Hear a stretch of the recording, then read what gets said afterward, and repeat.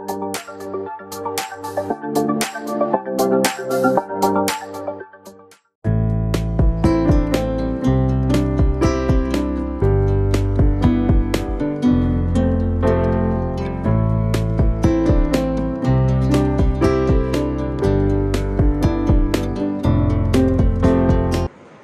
करतो आज सकाळी पुन्हा एकदा देवाची.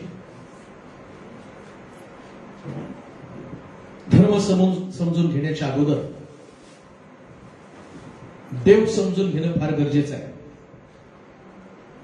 आणि जोपर्यंत देवाची ओळख होत नाही, देवाची ओळख होणं म्हणजे कुठला स्टॅच्यू, कुठली मूर्ती ती आमच्यासमोर प्रगट होणं, याला देवाची ओळख म्हटलेली नाही. मग आम्ही काल ऐकलं निर्गमाच्या पुस्तकामध्ये असं लिहिलं, मी जो आहे तो आहे, मी कधी न बदलणारा देव. परंतु त्याच्या अगोदर आम्ही एक गोष्ट पाहिली की त्याचं नाव यहोवा देव. आणि यहोवा म्हणजे सेल्फ एक्झिस्टन्स. तो एक्झिस्ट आहे, तो अस्तित्वात आहे, तो क्रिएटर आहे, निर्माता आहे. मग तो निर्माता असताना त्याला कोणी सुद्धा निर्माण करण्याचा प्रयत्न करू नये. ते डेअरिंग पण आमच्यामध्ये कधी घडलं नाही पाहिजे. आमच्या कल्पनेप्रमाणे, आमच्या इच्छेप्रमाणे जसं आम्हाला वाटतं तसं देवाचं स्वरूप कधी नसतं. म्हणून तो आहे, तो आहे, तो आहे. परंतु बऱ्याच वेळा कल्पनेनं निर्माण केलेले देव आणि त्या देवाचं स्वरूप न समजल्या कारणानं आम्हाला असं वाटतं मी धर्माचं पालन करतो, पण धर्म मनुष्य निर्माण केलेला धर्म आहे. येशू ख्रिस्त कुठं असतं त्यानं येताना असं म्हटलं नाही मी धर्म स्थापन करण्यासाठी आलो. तो म्हणतो मी जीवन देण्यासाठी आलो. तो जीवन देण्यासाठी. मग खरं जीवन लोकांमध्ये आहे का? तुम्ही जगता ते जीवन आहे का याच्यापेक्षा वेगळं जीवन आहे? मग हे वेगळं जीवन समजून घेण्यासाठी आणि स्वर्गामध्ये पोहोचण्यासाठी लक्षात ठेवा. परत मी तुम्हाला सांगतो, वारंवार ही गोष्ट मी संदेशामध्ये उद्धृत करेल, घोषित करेल. ख्रिस्ती झाल्यानं लग्न चर्चमध्ये होईल, कब्रस्तान मिळेल, पण स्वर्ग राज्य मिळणार नाही. स्वर्ग राज्य जर मिळायला पाहिजे, मग निकोदेमस सारखा धर्मपंडित, तो शास्त्राचा अभ्यासक आहे आणि तो रात्रीच्या समय येऊन येशूला प्रश्न करतो, स्वर्गात जाण्यासाठी मी काय करावं? बांधू नये का? जे धर्म सांगतात ना त्यांनाच धर्म माहित नसेल, त्यांनाच सिद्धांत माहित नसतील, तर बायबल सांगतं एक आंधळा दुसऱ्या आंधळ्याला वाट दाखवेल कसा? कसा वाट दाखवणार आहे? जर खरा देव समजायला पाहिजे ना, तर देवाच्या नावातली ताकद समजली पाहिजे. काय देव आहे, देव कसा आहे? आम्ही फक्त क्रुसावरचा येशू पाहिला, ज्याच्या हातामध्ये ठे टोकले, ज्याच्या डोक्यात काट्यांचा मूळ घातला, ज्याच्या कुशीमध्ये भाला भोसकला. आणि त्या येशूला पाहिल्यावरती मला माहिती ख्रिस्ती लोकांचा सगळ्यात जास्त आवडता सण कोणता असेल तर नाताळ, नाही का? नाताळच आवडतो का नाही? नवीन कपडे, घराला रंगरंगोटी, आणि मग सगळ्यात चांगली गोष्ट घरावरती तारा, मग गव्हाणीमध्ये डेकोरेशन केलेला एक सुंदर बाळ, तिथं आजूबाजूला देवदूत, मग तिथं गोठ्यामध्ये असणारा येशू, इतकं सुंदर डेकोरेटिव्ह असतो. आणि म्हणतो येशूचा जन्म, म्हणजे लोकांना बाळ येशू आवडतो. बाळ येशू का माहिती का? बाळाला काही कळत नाही, तसं आम्हाला पण वाटतं येशूला काही कळत नाही. मग तुम्ही बघता, मला वाटतं 100% तुमच्या एरियामध्ये ते हमखास असेल. नाताला दारू पिऊन नाच गाणं करणं, चौकात पार्ट्या, घराघरामध्ये पार्ट्या, आणि मग आता हे सेलिब्रेशन कशाचं? येशूच्या जन्माचं सेलिब्रेशन. पण बायबल काय सांगतं माहिती का? मद्यपी लोकांना स्वर्गाच्या राज्यात प्रवेश नाही. दारूबाज लोक, मद्यपी लोक, मूर्तीपूजक लोक. गलतीकराचं पत्र वाचूया. गलतीकराचं पत्र त्याचा 5वा अध्याय आणि त्याची 17 पासून काही वचनं वाचूया, म्हणजे तुम्हाला देव काय ते मला समजावून सांगणं सोपं जाईल. गलतीकराचं पत्र 5वा अध्याय 17 पासून 22 पर्यंतची वचनं. गलतीकाराचं पत्र 5वा अध्याय 17 वचन. कारण देह वासना आत्म्या विरुद्ध आहे देह वासना आत्म्याच्या विरोधात आहे व आत्मा देह वासने विरुद्ध आहे. आत्मा देह वासनेच्या विरोधामध्ये आहे. ही परस्पर विरुद्ध आहे. ही परस्पर विरुद्ध आहे. ह्यासाठी की यासाठी की जे काही तुम्ही इच्छिता जे काही तुम्ही इच्छिता ते तुमच्या हातून घडू नये. तुमच्या हातून घडू नये. पुढे. तुम्ही आत्म्याच्या प्रेरणेने चालविलेले आहात. जर तुम्ही पवित्र आत्म्यानं चालवलेले आहात तर तुम्ही नियमशास्त्राच्या अधीन नाही. तुम्ही नियमशास्त्राच्या अधीन नाही. देहाची कर्मे तर उघड आहेत. देहाची कर्म तर उघड आहे. तीही जार कर्म, जार कर्म, अशुद्धपणा, अशुद्धपणा, कामातुरपणा, कामातुरपणा, मूर्तीपूजा, मूर्तीपूजा, चेटके, वैर, कलह, मत्सर, राग, तट, फुटी, पक्षभेद, हेवा, दारूबाजी, रंगेलपणा आणि अशा इतर गोष्टी याविषयी मी तुम्हास पूर्वी जे सांगून ठेवले होते तेच आता सांगून ठेवतो की अशी कर्मे करणाऱ्यांना देवाच्या राज्याचं वतन मिळणार नाही. म्हणजे स्वर्गात हे पोचणारच नाही. कोण पोचणार नाही? मूर्तीपूजक पोचणार नाही. मूर्तीला नमन करणारे पोचणार नाही. कोण पोचणार नाही? दारू पिणारे लोक स्वर्गाच्या राज्यामध्ये पोचणार नाही. नाकाला तर दारू लागते, नाकाला तर मूर्तीपूजा लागते. मी जिथे चर्च बांधलं ना त्या ठिकाणामध्ये तुम्ही युट्यूबला बघितलं असेल, एक पडदा आहे आणि त्या पडद्यावरती कोणीतरी एकाने बक्षीस दिलेला क्रॉस. त्याला पण आम्ही एवढं इम्पॉर्टन्स देत नाही का? कारण येशू आता वधस्तंभावर नाही, तो पित्याच्या उजवीकडे आहे. तो पित्याच्या उजवीकडे आहे. मग ख्रिसमसच्या वेळेस सगळं आमचा विदर्भी एरिया आहे, त्या ठिकाणचे लोक येतात आणि जरा गेट उघडा ना, कारण आम्हाला येशूला मेणबत्ती लावायची आतमध्ये. आता तो तिथं नाहीच तर कुणाला मेणबत्ती लावणार? 115 स्तोत्रामध्ये मी काय वाचलं? राष्ट्राने असं का म्हणावं, यांचा देव कुठे, आमचा देव तर कुठे कुठे? मग पृथ्वीवर कोण आहे? पवित्र आत्मा तर तुमच्यामध्ये आहे. पवित्र आत्मा तर तुमच्यामध्ये आहे. सैतानानं फळ दिलं आणि सगळं अधिकार आपल्या हातामध्ये देऊन टाकला. अधिकाराच्या चाव्या, येशू म्हटलं जाताना पुढे त्या चाव्या मी तुम्हाला देऊन जातो, पण अधिकार या सैतानानं घेतला. देव स्वर्गामध्ये आहे. मग पृथ्वी तलावर काय घडतं? या जगातले लोक आपल्या कल्पनेप्रमाणे देव तयार करतात. कल्पनेतले देव. आणि मग आम्ही आमोदाच्या पुस्तकातही पण वाचलं. मी तुम्हाला दर्शन दिलं नाही, मी तुम्हाला दाखवलं नाही माझी आकृती काय आहे, पण तुम्ही बिघडून जा आणि न जाणो कोणा पुरुषाची, कोणा स्त्रीची अथवा जलातील असणाऱ्या पशुची तुम्ही प्रतिमा कराल असं लिहिले त्या ठिकाणामध्ये. म्हणजे देवाला आवडत नाही तेच आम्ही करतो. पण आम्ही म्हणतो आम्ही ख्रिस्ती आहोत आणि आम्हाला असं वाटतं की आम्ही मेल्यावर स्वर्गामध्ये जाणार आहे. 100% मी तुम्हाला सांगतो, जगातल्या कोणत्याही मूर्तीला तुम्ही दंडवत घातला असेल, कॅन्डल लावली असेल, हार घातला असेल, माफ करा मला, 100% जे सत्य ते मला सांगणं गरजेचं आहे. बायबल सांगतं हे मूर्तीपूजक लोक स्वर्गाच्या राज्यात जाऊ शकत नाही. बायबलमध्येच वाचलं जातं. वाचलं का नाही? काय दिलं होतं तिथं? मूर्तीपूजक. काय शब्द आहे? मूर्तीपूजक, चेटके, वैर, कलह. ह्या सगळ्यात आणि सगळ्यात शेवटी काय म्हणलं? असली कर्म करणाऱ्यांना देवाच्या राज्याचे वतन मिळणार नाही. स्वर्गात जातील का ते? मग तुमच्या वसईमध्ये एवढ्या मूर्त्या कशा काय? आणि तुम्हाला तर स्वर्गामध्ये जायचंय. तुम्ही तर म्हणता मला स्वर्गामध्ये पोचायचंय आणि बायबल तर सांगतं हे लोक स्वर्गात जाणारच नाही. मग समस्या कुठे आहे? आमच्या विचारसरणीमध्ये. आता जे मी तुम्हाला देवाचं स्वरूप सांगत आहे ना, यहोवा देव, मला कोणीच बनवलं नाही, मला कोणीच बनवू शकत नाही, आम्हाला घडवण्याची ताकद नाही. आमच्या नाकपुड्यातला श्वास सुद्धा देवाने दिलेली देणगी आहे. आम्हाला घडवलं देवानं. असं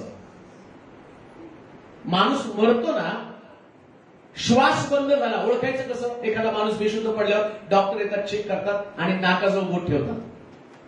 मग ते श्वास चालू आहे का बंद आहे ते समजतं, नाही का? आणि बायबल पण काय सांगतं? देवाने माणसाच्या नाकपुड्यामध्ये,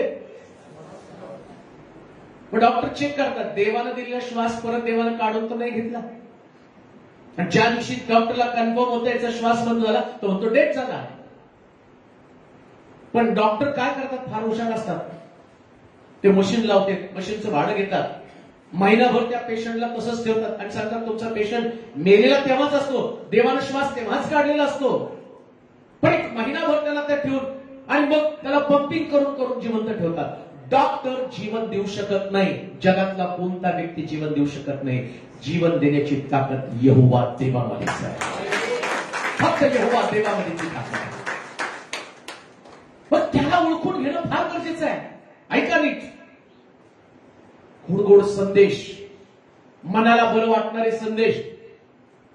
कोणीतरी तुम्हाला सांगितलं काही पण केल्यावर तुम्ही स्वर्गात जाणार आहे, परंतु 100% सांगतो, जी कर्म तुम्हाला नरकाकडे घेऊन जातात अशा कर्मांपासून आमचा बचाव होणं फार गरजेचं आहे. म्हणून अनुवादाच्या पुस्तकावर मला सावध राहा, तुमची मन बिघडू देऊ नका.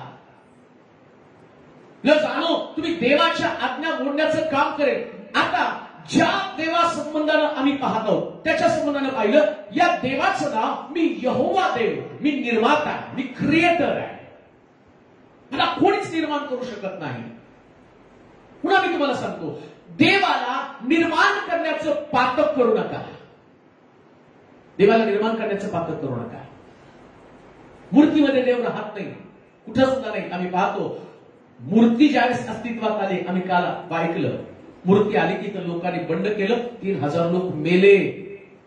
मी सकाळीच बरोबर विश्वास बरोबर चर्चा करत असताना त्याने मला एक प्रश्न विचारला. ते म्हटले, मास्तर, जर मोशेनं त्या दिवशी त्या 3000 लोकांना मारलं नसतं तर त्या ठिकाणात त्यांचं तारक झालं असतं का? त्यांना स्वर्ग राज्य मिळालं असतं का? होय, मिळालं असतं. का मिळालं असतं माहिती का? अजून बायबल अस्तित्वात आलं नव्हतं. मोशे दगडी पाट्या घेऊन आला, त्यास अजून लोकांना नियम माहित नव्हते. त्यांनी जरी ते पातक केलं, पण तोपर्यंत नियम अस्तित्वात आला नव्हता. हे मला सांगायची तुम्हाला गरज काय वाटली माहिती का? आता इथून पुढं जे तुम्ही सांगून जाणार आहे याच्यानं तुमच्या जीवनावरती काय परिणाम आहे ते मी तुम्हाला सांगत आहे. दगडी पाट्या अस्तित्वात नव्हत्या, लोकांना माहित नव्हतं मूर्तीपूजा करणं पाप आहे.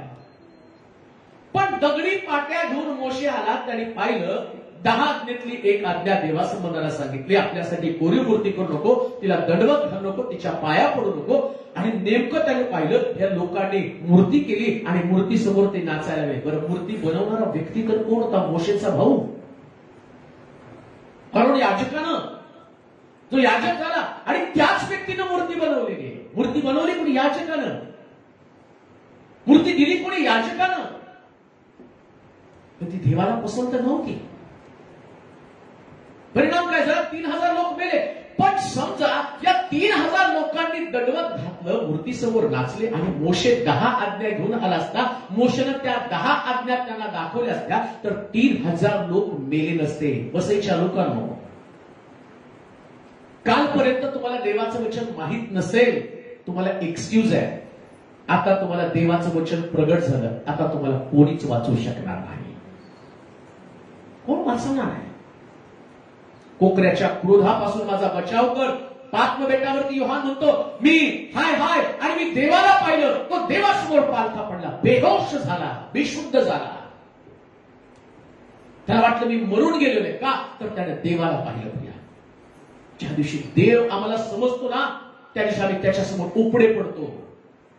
आमचा अहंकार, आमचा मीपणा, आमचं अज्ञान वधस्तंभाच्या पायथ्याजवळ शेवटच्या क्षणापर्यंत राहणारा योहान, पण त्यानं देवाचं स्वरूप पाहिलं. कोण देव होता? येशूच होता. तो ज्या येशूच्या तोंडावरती लोक थुकले, ज्याच्या दाढीचे केस उपटले, ज्याच्या मस्तकी काट्यांचा मुकुट घातला, तोच येशू पण आता प्रगटीकरणाच्या पुस्तकामध्ये बदललाय.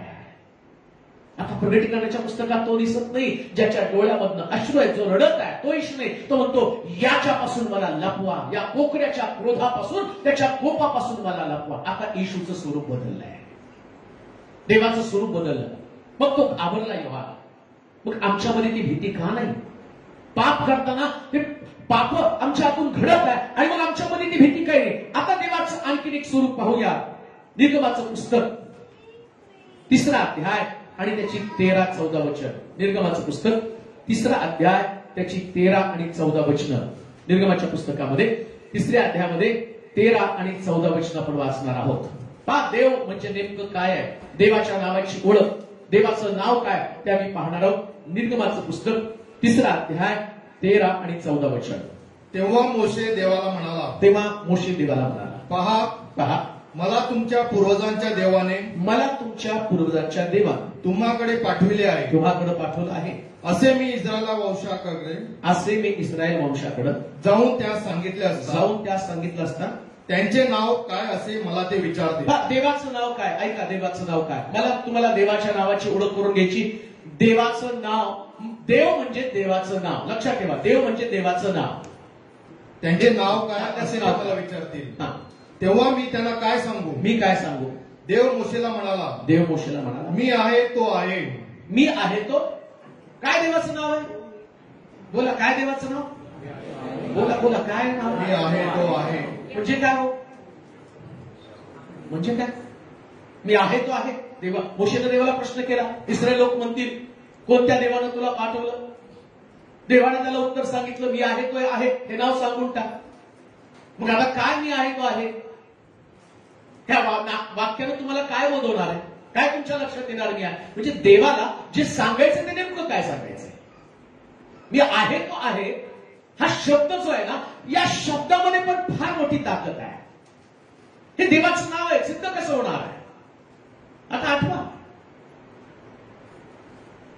शिष्यांसमोर येशू भोजन करत बसला. बलिदानाच्या सणाच्या दिवशी बदस्तंभी जाण्याच्या अगोदर शिष्यांबरोबर तो जेवत बसलेला, आणि तेवढ्यामध्ये त्याला माहिती की तो यहुदा त्याला पकडून देणार आहे. आणि मग तो म्हटला, आता यहुदा त्याने भोजन झाल्यावर त्याचं चुंबन घेतलं, खास बरोबर यहुदाला म्हटलं, जा तुझं काम तू कर. आणि यहुदा इकडे याजकांकडे गेला. आता त्या ठिकाणामध्ये शिपायाची जी चौकडी होती, त्या तुकडीला येशू कोण आहे माहित नव्हतं. आणि मग त्याने विचारलं, तू आम्हाला येशू दाखव. मग येशूची ओळख कशी होणार आहे? तो मी ज्याचं चुंबन घेईल तोच येशू असणार आहे. आणि मग ही सगळी याजकाची तुकडी, सैनिकाची तुकडी, याजक लोक सगळे त्या डोंगरावरती, त्या टेकडीवरती येशूला पकडण्यासाठी गेले. आणि त्या तुकडीतल्या एका सैनिकानं येशूलाच विचारलं, येशू कोण आहे? आणि त्यानं उत्तर दिलं, मी आहे. आणि मोशेला देवाने काय सांगितलं? मी आहे तो. आणि इकडे येशू म्हणतो, मी आहे. आणि असं म्हटलं, येशू म्हटला मी आहे म्हटल्याबरोबर ती सैनिकाची तुकडी जमिनीवरती पडली. का? मी आहे तो आहे या नावामध्ये ताकद आहे. सैनिकाची तुकडी मी आहे हा शब्द ऐकला आणि ती जमिनीवरती पडली. ऐका,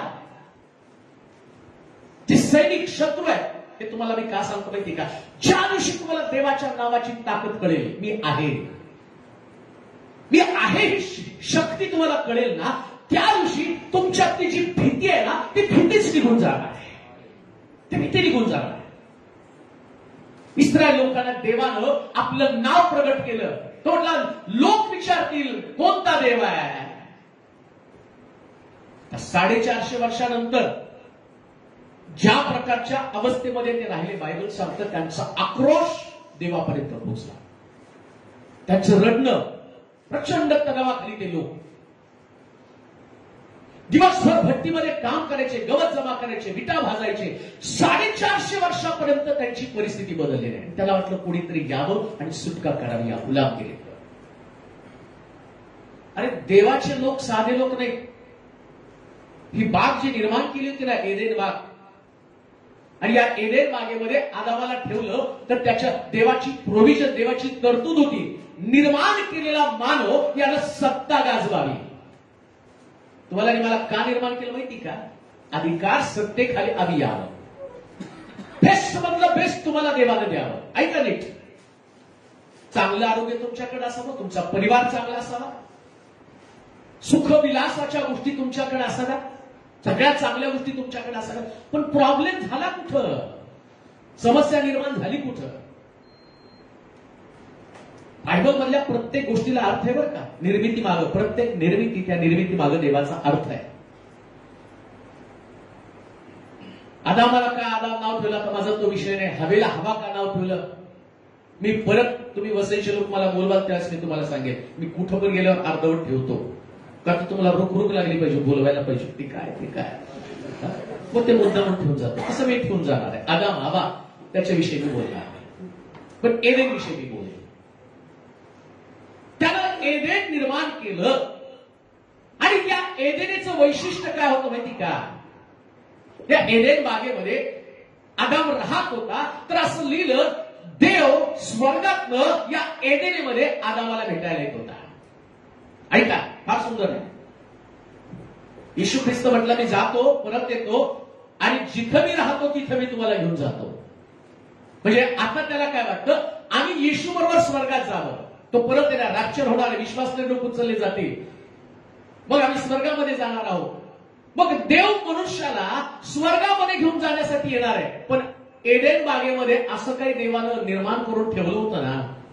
बागेत मनुष्य ठेवला आणि देव मनुष्याला भेटण्यासाठी बागेमध्ये येत होता. ऐका एडेन या शब्दाचा अर्थ तुम्हाला कळेल उलगडा होईल. मग तुम्हाला तुमच्या जीवनाचं रहस्य तुम्ही काय आहात आणि तुम्ही देवाची किती सुंदर हस्तकृती आहात आणि परमेश्वर तुम्हाला कशाला त्याने जगामध्ये ठेवलं हे त्याचं रहस्य तुम्हाला उलगडणार आहे. मग परमेश्वर या एडेन बागेमध्ये त्याला ठेवलं आणि तो त्याला भेटायला आला. आता दुसऱ्या भाषेत मी तुम्हाला सांगतो. तुमचे नातेवाईक अमेरिकेत राहायला आहेत. तुम्हाला किती आनंद होतो एकदा तरी अमेरिकेला त्यांच्यामुळे जाऊन त्यांना अमेरिका बघायला मिळेल नाही का. नातेवाईक किती आहेत की नाही भेटायला आणि सांगताना काय सांगतो मी अमेरिकेला जाऊन आलो माझा मुलगा तिथे आहे माझी मुलगी तिथे माझी सून तिथे आहे. आणि आम्ही वसईचे लोक ज्यांचं कोण परदेशात नाही आमचं कोणच नाही हो. आम्हाला इकडंच राहावं लागतं गरमीमध्ये. तिकडे गेल्यावर एसीची पण गरज नाही. एवढं सुंदर आहे थंड थंड तिकडं सगळं आहे. का तर तुमचं तिकडं कोणीच नाहीये. हे मी तुम्हाला का सांगतो माहिती का. देवानं आदामाला अशा ठिकाणामध्ये ठेवलं होतं की त्याला असं वाटलं अशा ठिकाणात मी आदामाला ठेवावं आणि त्याला भेटायला जावं. म्हणून मी म्हणतो ती एडेन बाग म्हणजे दुसरं तिसरं काही नसून एक अमेरिका होती जिथं देव त्याला भेटायला येत होता. एडेन या शब्दाचा अर्थच आहे आनंद. आता एक गोष्ट तुम्हाला सांगतो देवाचा आणि मनुष्याचा आनंद कशावर आहे. मनुष्य देवाला भेटला की आनंद होतो आणि देव मनुष्याला भेटला की आनंद होतो. हीच आनंदाची परिपूर्ण मग ते आनंद. मग काही लोक म्हणतात माझा आनंद निघून गेला. ते आई वडील पण कधी कधी म्हणतात नाही का मुलगा वयात आला सारखा तोंड फुगवून बसतो आता याचं लग्न केलं पाहिजे. म्हणजे त्याच वयात आला आता त्याला बायको केली तर त्याच सुखदुःखाच्या गोष्टी त्याला सांगेल. पण लग्न झाल्यावर सुखाच्या गोष्टी नसतात सगळ्या दुःखाच्याच गोष्टी असतात. म्हणजे आनंद नाही. पण देव भेटल्याचा आनंद सगळ्यात आहे. देव भेटला आनंद आला. मी आहे तो आहे या शब्दाविषयी मी तुम्हाला सांगत आहे. देवाचं नाव काय मी आहे तो आहे. कोण आहे हा देव जो तुम्हाला आनंद देतो. ज्या देवासंबंधानं म्हटलं गेलं की मनुष्याला मनुष्याची निर्मिती करत असताना ऐका मी आहे तो आहे. कोण देव आहे तो त्याच्याविषयी तुम्हाला सांगत आहे. सगळ्या जगाचा शोध लावला. सूर्य चंद्र तारे नक्षत्र चायना खुश झाली. ते म्हटले आम्ही आमच्या देशापुरता एक सूर्य तयार केला आणि जगामध्ये चायनाचं दौंडी पिटवली गेली. चायनानं सूर्य केला चायनानं सूर्य केला चायनानं सूर्य केला. आणि लोक चायना आमच्या शत्रू असताना सुद्धा आमचे पत्रकार त्यांचं कौतुक करतात कारण चायनानं सूर्य तयार केला. पण जगाला प्रकाश देणारा सूर्य देवानं तयार केला. पण देवानं मानव तयार केला तर त्या ठिकाणामध्ये त्या माणसाला पाहून देवाला एवढा आनंद झाला. असं लिहिलं त्यानं आपल्या नाकपुड्यातला श्वास असं नाही शब्द तो त्यांनी ट्रान्सलेट केलं जे मुख्य आणि भाषेमध्ये गेले आणि तिथं असं त्यांनी म्हटलं देवानं मानव तयार केल्यावर त्याला इतकं सुंदर मानव वाटला की त्यानं मानवाचं चुंबन घेतलं त्याचे ओठ त्याच्या ओठाला लावले आणि देवाच्या श्वासानं या मानवामध्ये जीव आला. म्हणजे देवाला मानव निर्मिती केल्याचा सगळ्यात मोठा आनंद झाला. सगळ्यात मोठा आनंद कोणता तर एक त्याची निर्मिती. कोण देव आहे तो मी आहे तो आहे. म्हणजे कोण आहे तो आहे तो तुम्हाला पाहिल्यावर आनंदित होणारा देव आहे. कोण देव आहे तुम्हाला बघितल्या त्याला आनंद होतो. जे तुम्ही देवाच्या घरामध्ये बसलाय इथं आलेला आहात तुमचं कामकाज टाकून तो म्हणतो मी आहे तो आहे. मी तोच देव आहे. जिथं आदामाला भेटण्यासाठी आलो त्यास मी आनंदी होतो, आणि आज मी तुम्हाला भेटत आहे तर याचा पण मला आनंद आहे. मी तो आहे, तो आहे.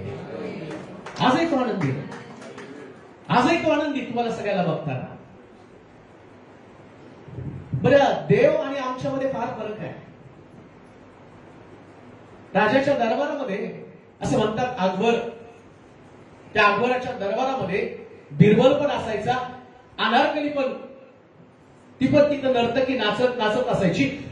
मग राजा जर कधी प्रसन्न झाला ना, आनंदी झाला, तर राजा आपल्या गळ्यामध्ये असणारा, आपल्या गळ्यामध्ये बांधलेला कंठहार, सोन्याचा हार नाचली की तिला देऊन टाकायचा. का आनंदी झालेला आहे, राजाचा आनंदी झाला ना. मी तेच म्हणतो ना, देवाला जर असा माणूस भेटला जो त्याला आनंदी करेल, मग दाविदानं देवाला आनंदी केलं तर बायबल सांगतं देवाने त्याला राज्यच देऊन टाकलं. हो, मेंढरं चालणारा व्यक्ती, पण देवाने त्याला राज्य दिलं. मी तुम्हाला का सांगतो, जर देव तुम्हाला समजला ना तर तुमच्यामध्ये विश्वास निर्माण होतो, माझी परिस्थिती तू बदलेल. प्रयत्न काढून त्यानं मला राजगादीवरती बसवलं. ही रियालिटी, फॅक्ट आहे. परंतु देवाचं स्वरूप मी आहे तो आहे म्हणजे देव काळानुसार बदलत नाही. लक्षात ठेवा, माणूस बदलतो. मग आम्ही म्हणतो नाही का, पहिले त्यांच्या घरी गेल्यावर जेवण देत होते, हो बसा म्हणत होते. आता बघा, पाणी सुद्धा विचारत नाहीत. आता त्यांचं तोंड फुगलेलं असतं.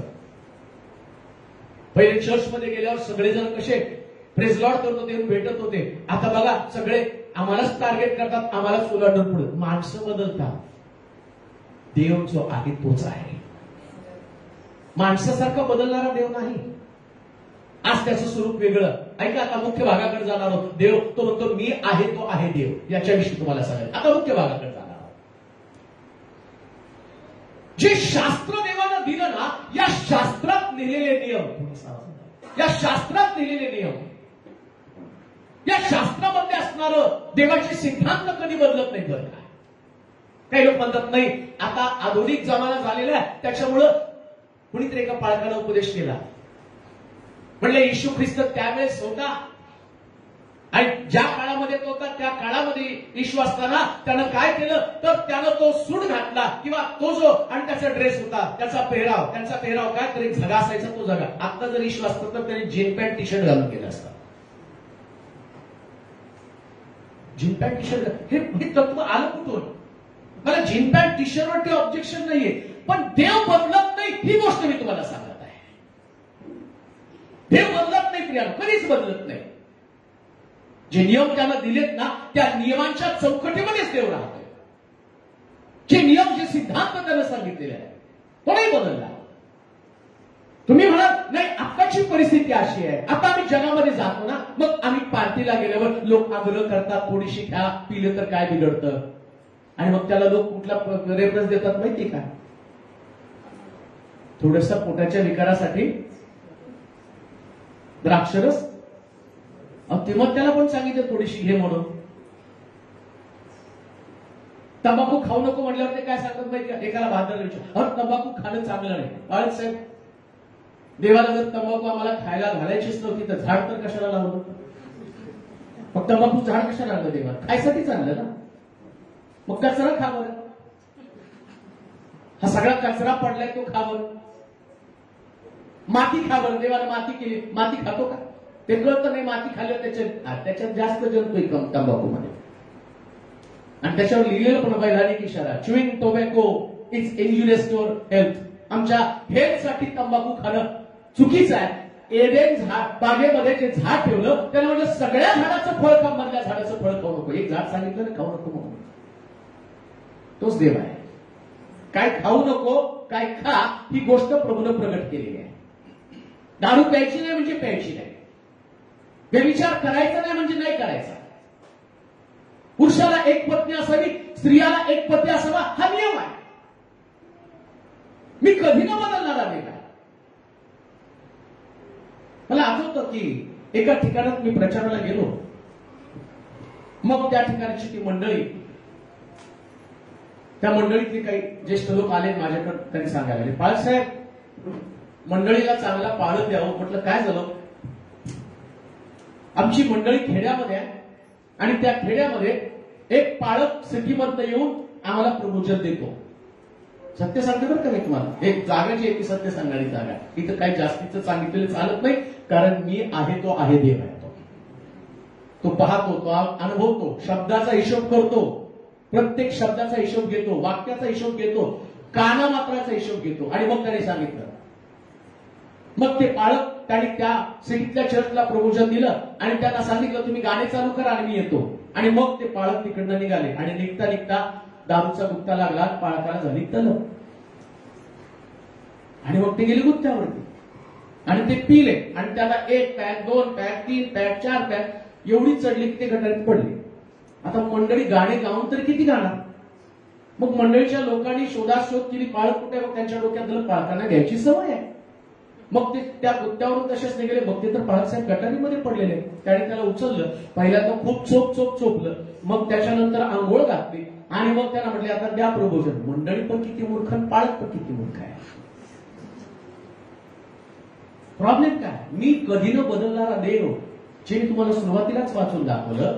मद्यपी लोकांना स्वर्गाच्या राज्यामध्ये प्रवेश नाही. मग तो कोणी असू दे, याजक असू दे किंवा सामान्य माणूस असू दे. आम्ही म्हणाल का, सामान्य माणूस पण नाही. मग याजकाला सोडेल का देव असं पक्षपातीपणा करतो. नाही, तू केलं तर तुला क्षमा आहे, लोक पिले तर मी त्याला जोडून काढेन. पहिले तर तुला जोडील. पण लोकांना सगळं चालतं का, कारण त्यांना देवच कळला नाही. मी आहे तो आहे देव, मी जो आहे तो आहे, मी कधी न बदलणारा देव आहे. एकदा मी लिहून ठेवलं, मग कानामात्र सुद्धा बदल होणार नाही, शब्द बदलणार नाही. अहो, आम्ही वचनं कशी बदलू शकतो, देवाचं मत कसं परिवर्तन करू शकतो, कसं देवाबद्दल आम्ही लोकांना सांगू शकतो, काय आमच्या संकल्पना देवाबद्दलच्या आहे. एवढं देवाला चीप करून ठेवलं का. विचार करताना देवाचं स्वरूप अशा पद्धतीने आम्ही कसं रंगवू शकतो. प्रियानो, तुमचा देव पवित्र आहे आणि त्याचं पावित्र्य तुम्हाला धारण करावंच लागणार आहे. आम्ही म्हणाल, दिसायलाच पाहिजे तुम्ही पवित्रता कपड्यात कधी नसती बरं का. काही लोकांना वाटतं पांढरे कपडे घातले ना मग पवित्र बनतं. पवित्रता कपड्यामध्ये नाही. शास्त्र काय सांगतं माहिती का, जे बाहेरून आत जातं ना ते माणसाला अशुद्ध करत नाही, आतून जे बाहेर निघतं ते माणसाला अशुद्ध किंवा अपवित्र करतं. काय निघतं आतून, द्वेष, राग, मत्सर. मी जो आहे तो आहे देव, याच्याविषयी मी तुम्हाला सांगत आहे. एकदा काय झालं माहिती का, मोशेनं एक स्त्री लग्न करून घरी आणली आणि मिरियम आणि अहरोनाने ते पाहिलं आणि मिरियम आणि अहरोनाला संताप आला. ते धार्मिक लोक बरं का, मिरियम आणि अहरोन. आणि इकडे काय झालं माहिती का, या अहरोन आणि मिरियम ते मोशेच्या विरुद्ध बंड केलं आणि ते म्हटले काय देव तुझ्याशीच बोलतो का, फक्त रागावले ते, संतापले. आणि इकडं देवानं याजकाच्या विरोधात केलेलं बंड या ठिकाणी देवानं पाहिलं आणि त्यानं मिरियमचं शरीर कोडानं भरून टाकलं. मग असं का घडलं. मोशेने तर चुकीचं केलेलं आहे, ती चूक केली आणि मिरियमने आणि अहरोनानं त्याच्या विरुद्ध बंड केलं. त्यानं त्याचे दोष दाखवले, त्याच्या चुका दाखवल्या. वास्तविक पाहता ते आणि सत्याच्या बाजूने उभं राहिले आणि त्यानं या मोशे विरुद्ध एक प्रकारचं बंड केलं, देवाविरुद्ध बंड केलं. त्या देवानं या मिरियमला आणि मोशेला दंड दिला, मिरियमला आणि अहरोनाला दंड दिला आणि काय केलं, या मिरियमचं शरीर सगळं कोडानं भरून गेलं. आता मी आहे तो आहे देव सांगत आहे. ऐका, आता जे तुम्ही ऐकाल ना त्याच्यानंतर तुमची विचारसरणी कशी बदलून जाणार आहे. मोशे चुकला 100%, पण दंड मोशेला देण्याच्या ऐवजी त्यानं मिरियमला आणि अहरोनाला दिला. कारण काय हो, अजून एक गोष्ट पवित्र शास्त्रात तुम्हाला सांगतो. या पृथ्वी तलावरती मी पापाचं समर्थन करत नाही, पण मी आहे या देवावर सांगतो, देवाविषयी सांगत आहे. त्याच देवानं जगाचा नाश करण्याचं ठरवलं ना, असं लिहिलं. फक्त नोहा आणि त्याचं कुटुंब देवाचं भय बाळगणार होते. सगळे लोक बाकीचे देवाच्या विरोधात वागणार होते.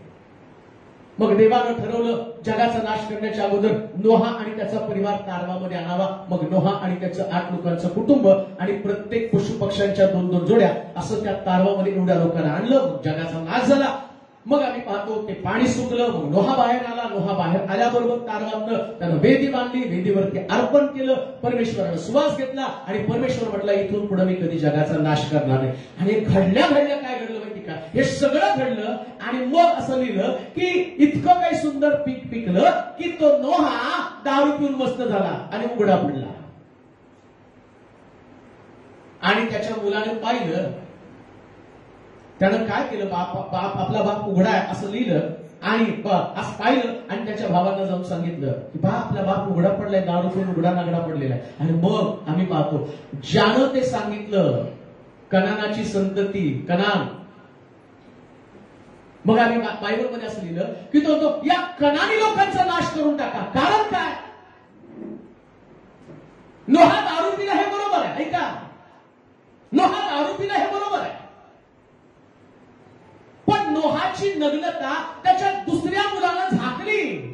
तोच देव आहे, मी आहे तो आहे हे तुम्हाला सांगत आहे. दुसऱ्या मुलानं बापाची नग्नता झाकली आणि एक जो मुलगा आहे त्याला काय केलं, बापाची नग्नता दुसऱ्या मुलाला सांगत बसला. तोच देव आहे जो देव आम्हाला सांगतो एकमेकाची पाप दाखवत बसण्याच्या ऐवजी तुम्ही देवाच्या न्यायाला वाट द्या. आम्ही म्हणाल का? दुसऱ्याचं जजमेंट करू नका, जजमेंट दुसऱ्याचं करू नका. नोहा उघडा पडला तो प्रश्न माझा आणि नोहाचा आहे, तो दारू पिला तो प्रश्न माझा आणि नोहाचा आहे. अजून एक उदाहरण पवित्र शास्त्रातलं सांगतो. खरं तर खूप गोष्टी क्लिअर करणं, डाऊट्स क्लिअर करणं, शंका मनातून निघून जाणं, हे देवाच्या नावाची व्याप्ती तुम्हाला समजावून सांगणं फार गरजेचं आहे. आता प्रभू येशू ख्रिस्त एकदा सकाळी पहाटेच्या समयी असं पवित्र शास्त्रात लिहिलं की तो मंदिरामध्ये प्रीचिंग करत होता आणि प्रीचिंग करता करता एका स्त्रीला सकाळच्या समयी शास्त्री, परुषी, याजक लोक आणि त्याचप्रमाणे धार्मिक लोकांनी तिला पकडलं आणि येशूकडे आणलं आणि सांगितलं व्यभिचार करताना ही स्त्री सापडली. आणि शास्त्रात लिहिलं व्यभिचार करताना जर एखादी स्त्री सापडली तर तिला दगडमार करून मारावं. तुमचं मत काय आहे? आणि फार सुंदर लिहिलं बरं का. तुम्ही किती बारकाईने वाचता त्याच्यावरती डिपेंड आहे, पण मी त्याचा बारकाईने अभ्यास केला. येशू ख्रिस्त प्रीचिंग करत होता चर्चमध्ये पहाटे आणि धार्मिक लोक त्याला माहिती ती बाई वेश्याकर्म करणारी बाई आहे, मग तिच्या घरामध्ये वेश्याकर्म सापडणार आहे. आणि येशू ख्रिस्त प्रीचिंग करत होता. मग यांनी पण प्रीचिंगला जायला पाहिजे होतं, संदेश ऐकायला जायला पाहिजे होतं, पण हे संदेश ऐकायला गेले नाही. मग कुठे गेले? ती बाई काय पाप करते ते बघायला गेले. आणि त्याला एवढा आनंद झाला, एक पापी पकडला, एक पापी पकडला. आणि सगळेजण बरात काढून येशूकडे घेऊन आले आणि मग धार्मिकतेचा सिद्धांत बायबल काढून सांगायला लागले, असं लिहिलंय तसं लिहिलंय, तुमचं मत काय? येशूनं काही बघितलं नाही. तो म्हटलं बरोबर आहे, पण आता पहिला दगड त्याने मारायचं ज्याने अजूनपर्यंत पाप केलं नाही, दगड घेऊन तसेच थांबले. आणि असं लिहिलं की तो जमिनीवरती लिहू लागला. आणि जर तुम्ही देवाचं वचन वाचणार किंवा अभ्यास करणारे लोक असेल तर त्याच्यात असं लिहिलं, परमेश्वर पाक्यांची नावं धुळीवरती लिहितो. काही लोक एवढे हट्टी असतात, त्यांना वाटतं माझं पाप कुणाला कळतच नाही. आणि मग काय झालं, येशू या सगळ्या लोकांना तिथे जमा केल्यावर ते लोक आणि दगड घेऊन थांबले. कोणीच दगड टाकायला तयार नाही, एकेकाचं नाव लिहायला लागलं. मी हातात दगड घेऊन थांबलो, मनोज टेलोरी होता, शारोने हातात दगड घेऊन थांबला होता. नीलू तुमचे नाव नाही घेत नाही तर तुम्ही मला, तुम्हाला बोलून आम्ही गुन्हा केला, आमचं नाव सांगतो. मग मी एक शारोनी धरलंय, त्या नीलोनी धरलं, सगळ्या हातामध्ये दगड घेऊन थांबलो. आणि मला एवढा आनंद, मी पकडून आणले या बाईला, व्यभिचार करताना सापडली. ईश्वर माझं तोंड बघितलं, हळूच माझं नाव लिहिलं, मनोज, अहंकार, राग, द्वेष, मत्सर हे तुझं पाप आहे. आणि ते फक्त मला आणि ईश्वरच दिसत होतं. मी दगड टाकला, गुपचूप निघून गेला आणि माझं पाप लिहिलं जमिनीवरती, माझं पाप लिहिलं. शारोनकडे बघायला, शारोनी पण तेच, त्याचं पाप जमिनीवरती लिहिलं, नाव लिहिलं. तो घावरला, तो दगड टाकून निघून गेला. बघता बघता सगळे रिकामे झाले. म्हणजे सगळेच पाप करत होते, मग हिला कशाला धरून आणलं? पाप तर सगळेच करत होते, मग सगळ्याला दगडाने मारायला पाहिजे होतं. ज्यावरती एकही व्यक्ती तिथं राहिला नाही, सगळे सोडून निघून गेले, मग सगळ्यांमध्ये पाप आहे. ऐका, मी आहे तो आहे याच्याविषयी मी तुम्हाला सांगत आहे. अशा देवाकडे तुम्ही आलेला आहात ना, जो देव तुमच्या शुद्धीकरणाविषयी बोलतो, दुसऱ्यांच्या शुद्धीकरणाविषयी नाही. आमेन म्हणाल का? तुमचं शुद्धीकरण, बाकीच्यांचं शुद्धीकरण करत बसू नका. मी कोण आहे? मी तो देव आहे. आज्ञा मी तुला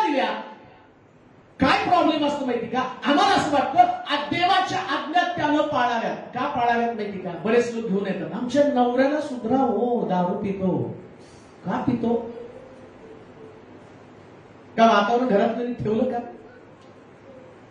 घरातलं वातावरण चांगलं ठेवलं का? एकमेकावर प्रेमाचे संबंध. मी बरेच एक पाळक म्हणून जवळजवळ 25 वर्ष मी सेवा करतो, त्याच्यामध्ये बरेच लोक बदलले आणि बदलल्यावर त्या धार्मिक बनल्याबरोबर त्याला असं काही ट्रीटमेंट दिली जाते ना, मग त्याला जसं काही ख्रिस्ताला सुळावरचं काढावं, याला सुळावर द्यावं का? तर याने ख्रिस्ताचा स्वीकार केला. मग त्याला एका गालात मारला, दुसरा गाल त्यानंच पुढं करायचा, बंडी मागितली सदरा त्यानेच द्यायचा, एक कोस म्हटलं तर त्यानंच त्याच्यावर 2 कोस जायचं. मग पुन्हा ते माघारी जातात. मग तो तुला मी पहिल्याचाच नवरा बरा होतो, जो पूर्वी पीत होतो, मारझोड करत होतो, भांडण करत होतो. सांगण्याचं तात्पर्य, ज्यास तुम्ही सक्तीने दुसऱ्याचं परिवर्तन करण्याचा प्रयत्न कराल तर तुम्हाला तो देव म्हणतो मी आहे तो आहे, तुला बदलावं लागेल. मी तुझ्या बदलण्याविषयी बोलतो, इतरांच्या बदलण्याविषयी. कोण देव आहे तो? मी आहे तो आहे देव. कोण तो आहे? ऐका, नीट ऐका बरं का, देवाचं वचन काय 10-15 मिनिटांमध्ये तुम्हाला देवाचं वचन संपवायचं मला, पण जाता जाता तुमचे अंतर्चक्षु प्रकाशित करायचे. नीट ऐका. हा मोशेला देव म्हटला मी आहे तो आहे, लोकांना नाव सांगा. मग मोशे तिकडनं आला. मोशे फारूकडे गेला आणि फारूला त्याने सांगितलं की आमच्या देवानं आम्हाला सांगितलं डोंगरावरती उपासनेला जायचंय आणि आम्हाला उपासनेला जायला परवानगी दे. आणि असं लिहिलंय त्या ठिकाणामध्ये, प्रत्येक वेळेस काही ना काहीतरी तो फारू त्यांच्यामध्ये काढायचा. पहिल्यांदा म्हणला तुम्ही जा पण जास्त लांब. पहिला शब्द काय? जा पण जास्त लांब. बऱ्याच लोकांना घराच्या जवळचं चर्च आवडतं, जास्त लांब जायला नको असं उतरलं की तिथं येशू असो नसो, पवित्र आत्मा असो नसो, शिक्षण असो नसो, पण आम्हाला तिथं जायचंय ना. पण बायबल सांगतं तो म्हटला लांब जाऊ नका. तसं सैतान अनेक लोकांना लांब जाऊ देत नाही. मिटिंगला इथं ठेवलं, आमच्या डोक्यामध्ये आम्ही चर्चा करताना म्हटलं हे स्पॉट लांब आहे का, लोकांना काय इश्यू वाटत नाही. अहो त्या फारूने अडवलं ना त्यांना. मग काय तुमच्या घरात मिटिंग घ्यायची नाही, तिथे येऊन तुम्हाला वचन सांगायचं की चला आम्हाला वचन सांगा, आणि तुम्ही एवढे कॉन्फरन्स लागला तुमच्या घरातून वचन सांगायला. ऐका, काय परिणाम झाला माहिती का? पहिल्यांदा जाऊ दिलं नाही, परमेश्वरानं पहिली पिढा त्यांच्यावरती पाठवली. मी आहे तो देव याच्याविषयी सांगत नाही. काय पहिली पिढा येण्याचं कारण काय माहिती का? तो म्हटला लांब जाऊ नका. काही लोक देवाच्या मंदिरामध्ये लांब असल्या कारणानं अल्टरनेट जातात. काही लोक महिन्यानं, काही लोक वर्षानं, काही लोक फक्त नाताळाला, काही लोक फक्त नवीन वर्षाला, काही लोक फक्त गुड फ्रायडे. आणि त्याने विचारलं नाही चर्च लांब आहे हो, आणि तो म्हणतो मी आहे तो आहे. मी तुझ्यावरती पिढा यासाठी पाठवतो, सबब काय तुझी घरापासून चर्च लांब आहे. आणि देवाचं वचन काय सांगतं? 10 आज्ञा तुम्हाला काय दिलं? 6 दिवस श्रम कर, 7वा दिवस तुझा देव परमेश्वर याच्या प्रित्यर्थ पवित्र. म्हणजे कसं काय पवित्र या शब्दाचा अर्थ आहे? पवित्रपणे पाळ म्हणजे नेमकं कसा पाळ? पवित्र या शब्दाचा अर्थ वेगळा. याचकाच्या कपाळपट्टीवर पवित्र हा शब्द लिहायचा. आणि पवित्र म्हणजे काय? तो सगळ्यांपेक्षा वेगळा. हा जो शब्दाचा दिवस तो सगळ्यांपेक्षा वेगळा असला पाहिजे. तो कामकाजाचा दिवस नाही, तो आराधनेचा, उपासनेचा, देवाचं वचन ऐकण्याचा दिवस, बाकी कुठलाच दिवस नाही. पण आमच्याकडे काय माहिती का? रविवार म्हटलं की मटण, रविवार म्हटलं की कुठंतरी भेटायला जाणं. आणि त्याच्या पलीकडे काही लोक म्हणतात रविवारचा एक दिवस सुट्टी आहे, घरातले धुणं काढलं, ते दूध बसलो. रविवारचा एक दिवस सुट्टी आहे आणि घरातली कामं काढले, नातेवाईकांना भेटलो. पण बायबल काय सांगतं माहिती का? मी तोच देव आहे. कोणता देव? काय म्हणजे शब्दाचा विषय माहिती का तुम्हाला? पवित्र शास्त्रात शब्दात दिवशी जर कोणी काटक्या गोळा करताना सापडला ना तर त्याला दगडाने ठेचून मारा म्हटलंय. माहिती का तुम्हाला देवाचं देव? शब्दात दिवशी काटक्या जरी कोणी जमा करताना दिसलं जी बोलण्यासाठी, तो दगडाने ठेचून मारा त्याला. इतका कडक आहे देव. मग मोशेने विचारलं तुझं नाव काय? तो म्हटलं मी आहे तो आहे, मी अजून पण बदललेलो नाहीये. लक्षात घ्या, अजून देव बदललेला नाहीये. रविवारच्या दिवशी तुम्ही घरी असताना, टीव्ही समोर बसलेला असताना, काहीतरी पार्टी करत बसलेला असता, तुम्ही तुमच्या कुटुंबासमवेत वेळ घालवत बसलेला असता, त्यास देव म्हणतो मी आहे तो आहे, मी तुला पाहत आहे. मी तुला पाहत आहे. तुझ्या लक्षात कसं येत नाही? देवाचं एक नाव आहे, त्याला म्हटलंय, मला वाटतं त्याच्या पुढचं नाव आहे आता, कारण हे संपवायचंच आहे मला, तर त्याच्यामध्ये निर्गमाच्या पुस्तकाच्या 14 मध्ये वाचणार आहोत. निर्गमाचं पुस्तक 34 अध्याय 14 वचन. निर्गम 34 आणि त्याचं 14 वचन.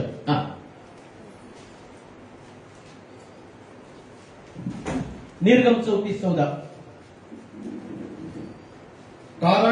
कारण तुला दुसऱ्या कोणत्याही देवाला नमन करावयाचे नाही. नमन करावायचं नाही. कारण ज्याचे नाव, ज्याचं काय देवाचं नाव आहे का? कारण ज्याचं नाव ईर्ष्यावान आहे तो परमेश्वर ईर्ष्यावान देव आहे. तर या देवाचं नाव काय? ईर्ष्या. ईर्ष्या म्हणजे काय तुम्हाला समजणार नाही ईर्ष्या म्हटल्यावर, पण खुन्नस समजेल. खुन्नस म्हणजे तुम्हाला माहिती का, काही लोक त्याची खुन्नस काढली, त्याने बरोबर भांडण काढलं. इतर वेळी गप्प बसला, पण संधी मिळाली की बरोबर खुन्नस काढली. तसं देव पण तुमची खुन्नस काढतो. देव खुन्नस काढतो. कधी खुन्नस खातो माहिती का? 6 दिवस श्रम कर, 7वा दिवस तुझा देव परमेश्वर याच्या प्रित्यर्थ पवित्रपणे पाळ. मग काय होत माहिती का, तुम्ही देवाच्या मंदिरात जाण्यासाठी टाळा टाळता. मग देव म्हणतो ठीक आहे, या रविवारी येत नाही, पुढच्या रविवारी येत नाही, वर्षभर येत नाही, 2 वर्ष येत नाही, अंगात ताकद आहे, शक्ती आहे, करू दे तुला काय उड्या मारायच्या, थोड्या बिझनेस कर, नंतर कुणाला भेटायचं, कुणाला भेटायला जा, सगळं काही ठीकठाक होतं.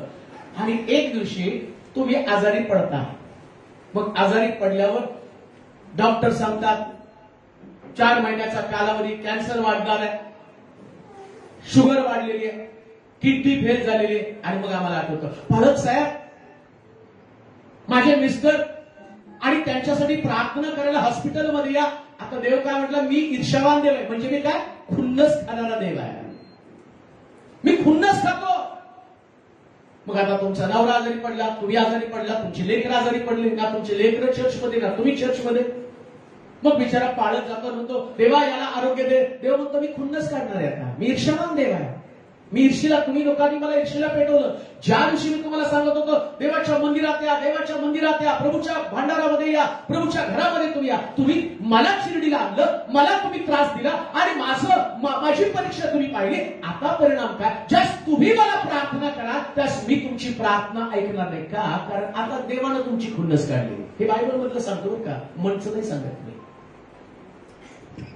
म्हणून देव समजणं फार गरजेचं आहे. देव समजला ना, मग रविवारी कधी घरी नाही थांबणार, तुम्ही उपासनेला जाणारच.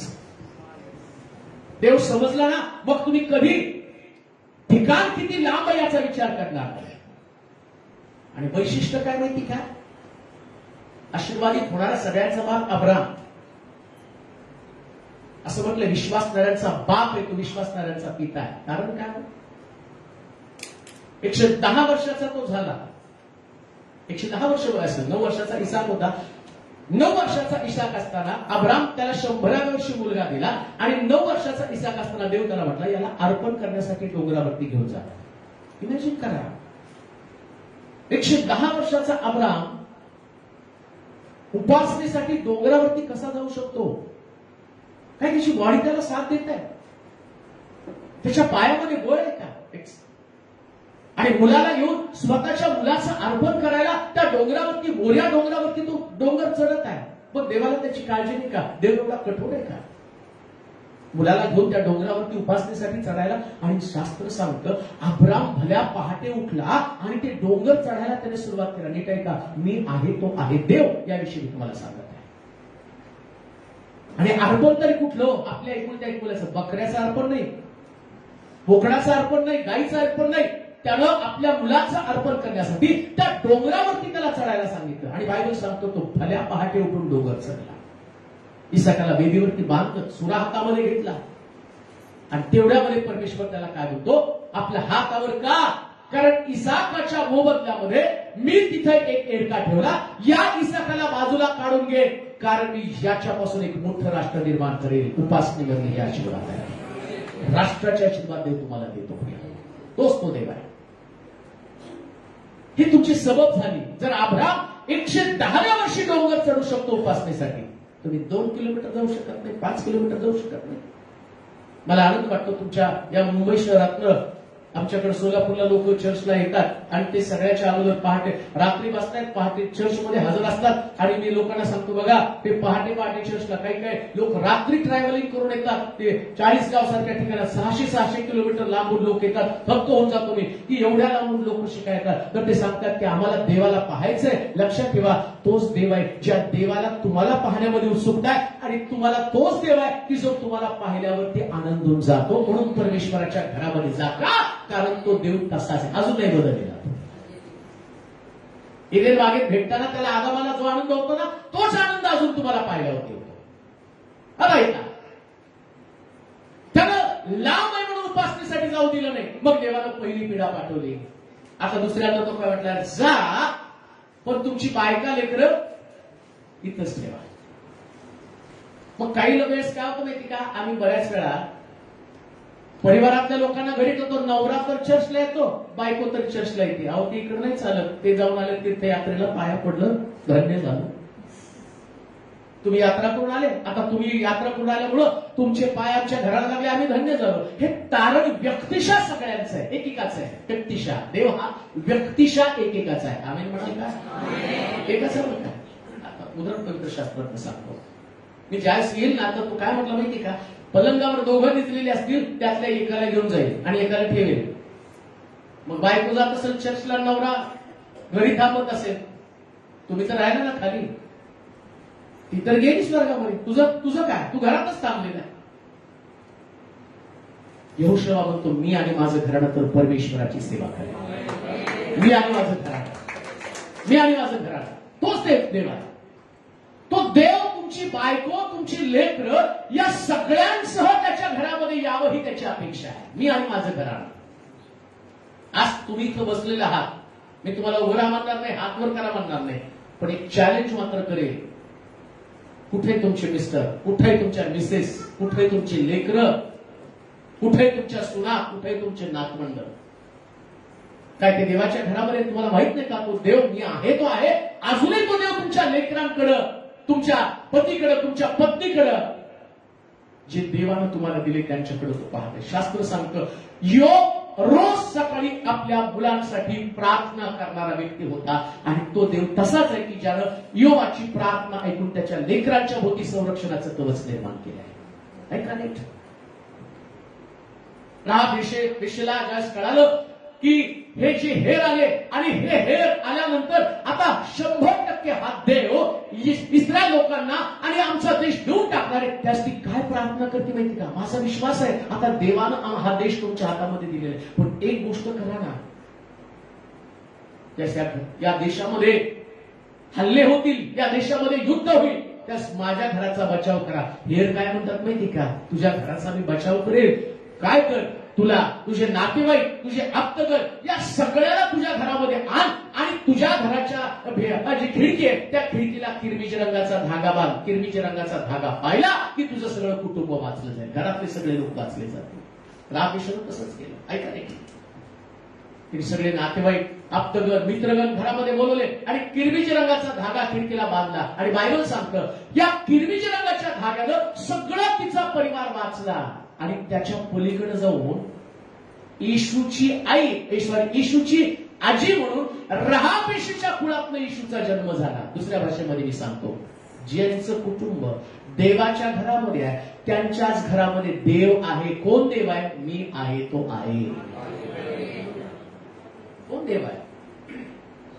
तुमच्या घराला तुम्ही पार्टी लावली, ख्रिस्ती नावाची पार्टी असेल, नाव तुमचं फार सुंदर असेल, आता कुठलं तर आडनाव घेतलं तर राहील, आमचं कुटुंबाचं नाव सांगितलं का म्हणून, पण किती पण मोठं तुमचं इंग्लिश नाव असलं तर तुम्ही ख्रिस्ती नाहीत.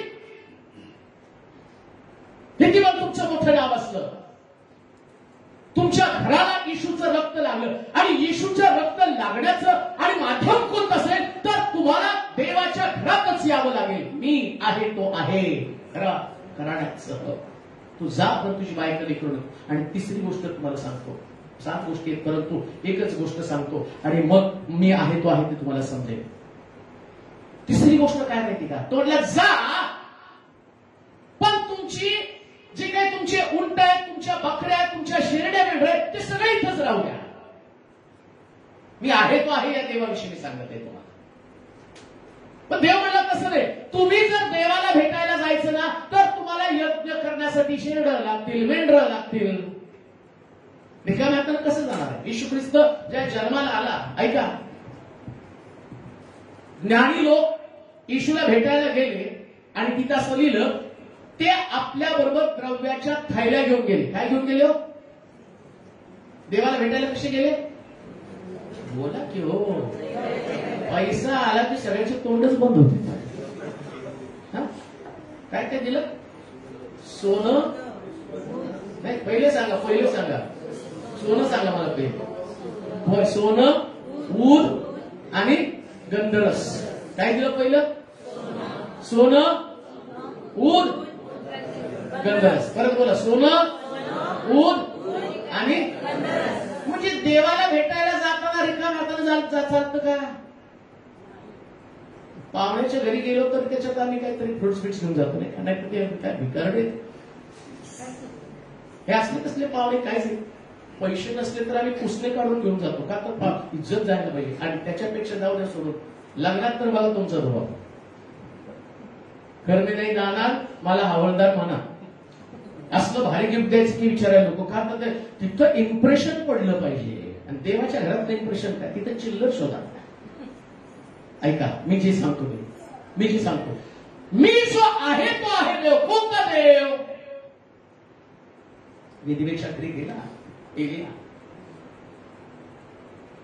बाई मला पाणी आणि येता येता 2 काटक्या घेऊन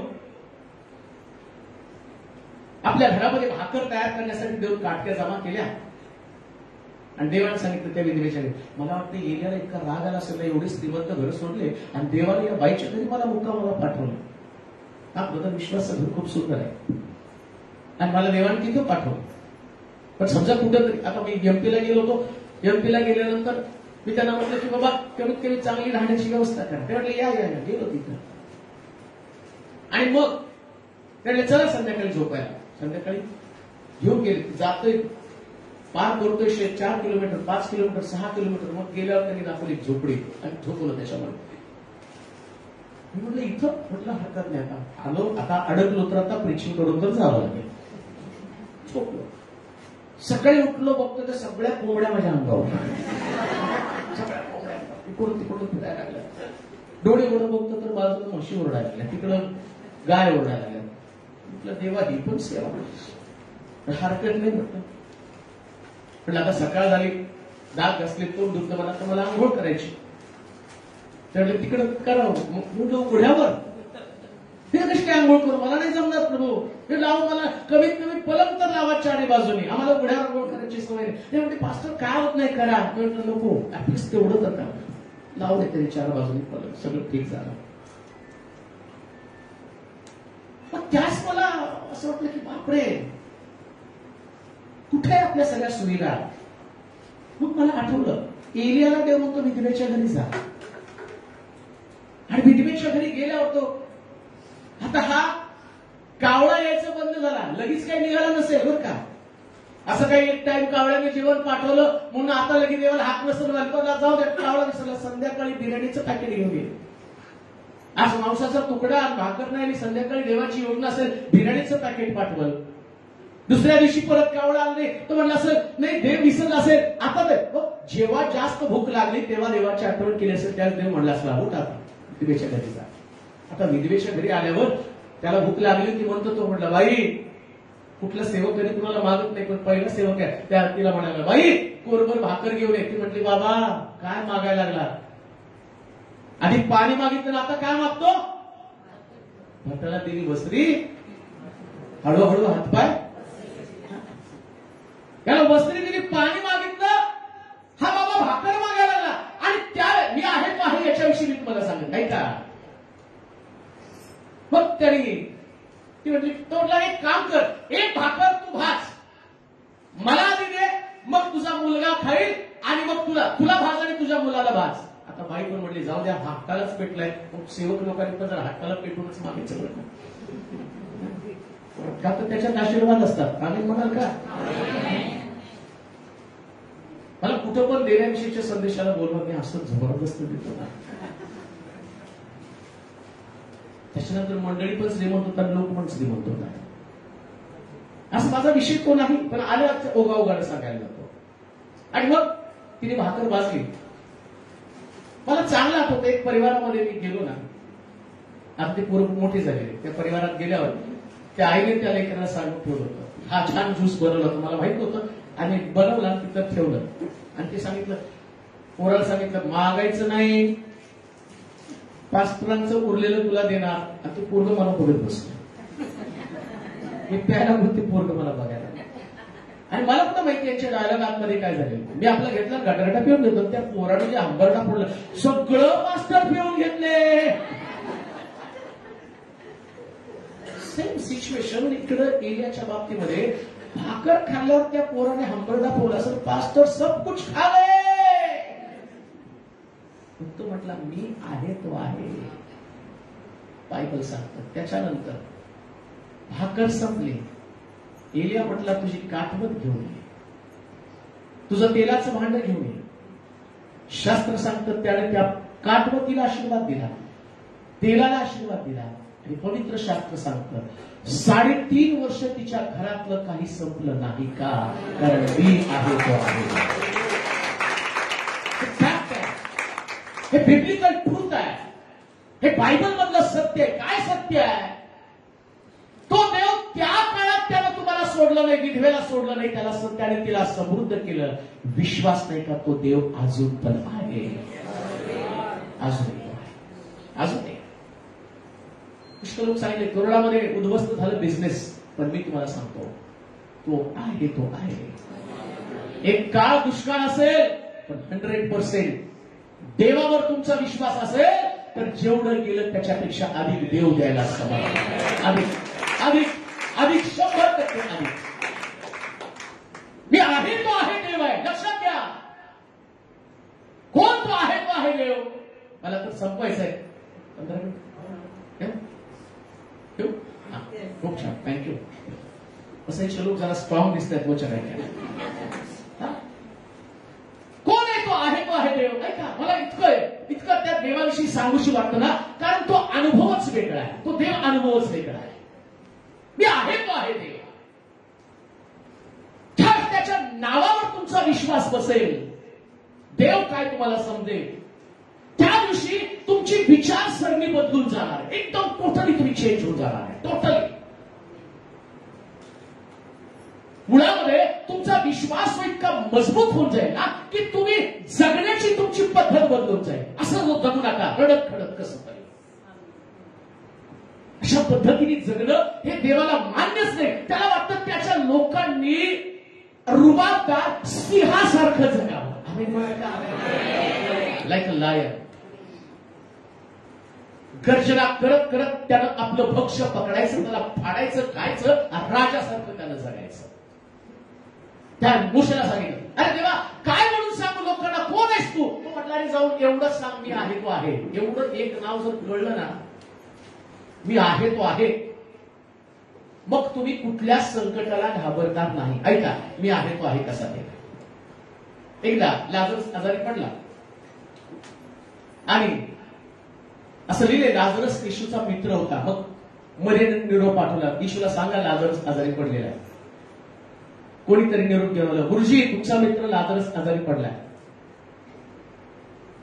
मग चर्चा झाली त्यांची आणि येशू गेलाच नाही प्रार्थनेला.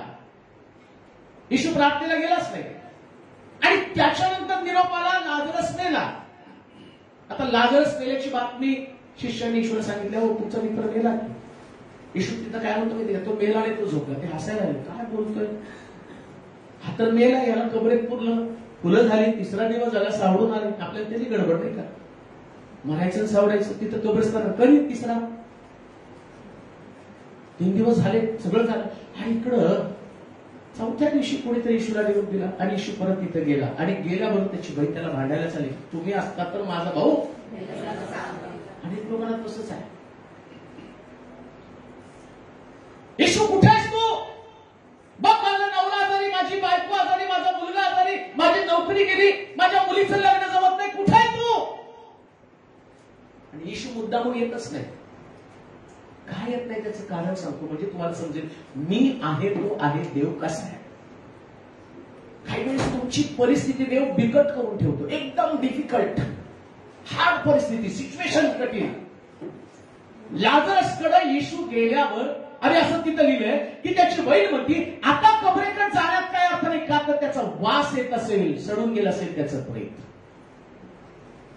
मी आहे ते देव या विषयी तुम्हाला सांगत.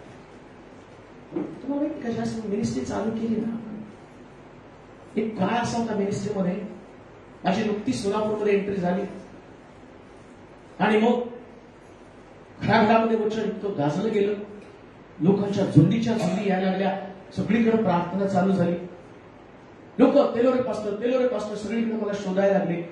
आणि तेवढ्यामध्ये माझं लग्न झालं. लग्न झाल्यावरती असे काही फॅमिली प्रॉब्लेम क्रिएट झाले आणि मग मला वाटतं 4 महिन्याच्या वर माझं लग्न टिकलं नाही, लगेच तुटलं, कारण माझ्याकडे काहीच नव्हतं. लग्न केल्यावरती माझ्या घर चालवण्यासाठी बायकोचं जे गळ्यातलं मी तिला केलं होतं ते एक तुकडा करून विकायचो, तुकडा काढायचं, विकायचो, चर्चचं भाडं भरायचो. मग बघता बघता अशी कोण जगामध्ये एवढी पाळकाची पत्नी, एवढं तर कोण गंभीर नसतं, तिला असं नसतं. मग मला पकडलं, मग मला मारहाण केली, मग मला मारेकरीत घातले, मग चौकीत नेलं, मग रस्त्यावर धरून माझी गच्ची फडफडत नेली. सगळ्याचे साक्षीदारी मुलं आहेत. हे सगळी कठीण सिच्युएशन झाली. एवढं काही खराब परिस्थिती झाली, एवढी काही खराब परिस्थिती झाली. चर्च पण गेलं सगळं. एक 15-20 लोक माझ्याकडे राहिले, निवडलेले लोक 15-20 लोक राहिले. मोठं चर्च, त्याच्यातून सगळे लोक निघून गेले. मग सगळीकडे माझं नाव एवढं खराब झालं, इतकं खराब नाव की विचारू नको. ते ज्यांनी ज्यांच्याबरोबर लग्न केलं ते पैशावाले लोक होते, मग त्रास तिकडून द्यायला सुरुवात केला. शनिवार रविवार मी सोलापूरमध्ये यायचो, पुण्याला जायचो, मग चर्च चालवायचो. मग पाळक लोक आले, त्यांनी सांगितलं की पाळक साहेब तुमची सेवा संपलेली आहे, आता तुम्हाला जायचंय, कुठेतरी दुसरीकडे जाऊन सेवा चालू करा. आणि मग मी कष्टी झालो अंतःकरणावर. म्हटलं आता कशी सेवा करायची, रोज एक नवीन प्रॉब्लेम, रोज एक नवीन समस्या, एकटा रडायचो. त्रास मग शेवटी तर ठरवलं की आता सुसाईड करायचं, कारण डिग्र्या पण फाडल्या होत्या. मी कोणाला तरी बोलता सांगितलं, ज्या सेवेकडे आलो, काम करायचं का नोकरी करायची, एमकॉम झाल्यावरती माझ्यासमोर 2-3 ऑफर होत्या, डिग्र्या होत्या, आणि मला सारखं वाटत होतं की जावं नोकरी करावी. कारण सोलापूरमध्ये मी जात होतो तर फक्त कोणी 3 रुपये, कोण 5 रुपये, कोण 10 रुपये अशा हातामध्ये द्यायचे, आणि चर्च चालवायचं तर त्याला भाडं पण होतं, ते भाडं पण भरायची ताकद माझ्याकडे नव्हती. मग हे सगळं झालं, त्याच्यात हा इन्सिडेंट घडला. मग मला मोठा प्रश्न पडला, आता करावं काय, डिग्र्या पण फाडल्या, जायची आशा नाही, परत कसं जायचं, परत कसं काम करायचं, माझ्या इथं धुणं भांड्याची काम करणारी, आता तिच्यावर कसं अवलंबून राहायचं, हे सगळे विचार करताना मी इतका डिप्रेस झालो, इतका निराश झालो, आणि ठरवलं की आता सुसाईड करायचं, जीवन संपवायचं. आणि मग त्या रेल्वेच्या तिकडे गेलो आणि तिथं बसून जोर जोरात रडायला लागलो. म्हटलं देवा आता मला मरायचं आहे, आणि गाडीची वाट बघायला लागलो. गाडी खाली झोपून द्यायचं आणि संपून टाकायचं. गाडीचा टाइम झाला, तेवढं देव माझ्याशी बोलायला लागला. म्हटलं डेथ इज व्हेरी इझी, मृत्यू हा सगळ्यात सोपा मार्ग आहे, आणि तू मरशील, त्यानंतर मी दुसरा सेवक तिथे उभा करेल. मोशे गेला, योशुआ आला, एलिया गेला, अलिशा आला, येशू गेला, पेत्र तयार झाला, पौल तयार झाला. तर माझं काम कधी थांबत नाही. पण एक गोष्ट मी तुला सांगतो, उभा राहा, मी जो आहे तो देव, मी तुझ्या बरोबर आहे हे तुला दाखवून दे. आणि मग मी तिथं खूप पश्चाताप केला, घरी आलो, रडलो, परत सेवेमध्ये उभं राहिलं. त्याच देव मला बोलला होता एक वचन, मी तुला उभं करेल. यशाचा ग्रंथ 54 अध्याय, तुम्हाला सांगत नाही पण ते माझ्या वहीवर लिहून ठेवलं होतं. त्याच्यामध्ये म्हटलं, तुला दोषी ठरवणाऱ्या जीवा तुला निर्दोष ठरवतील. ते वचन मला त्यांनी 97 सालामध्ये दिलं होतं. आणि मग मी आलो, परत सेवा चालू केली. कठीण परिस्थिती, वास येईल, दुर्गंध येईल, लोकांना मला पाहिल्यावरती लोक माझ्याकडे बोट करून बोलत होते. एकदम वाईट अवस्था, एकदम भयानक अवस्था, पण त्या अवस्थेमध्ये मी उभं राहिलो. आणि तुम्हाला सांगतो, प्रभूचं काम केलं.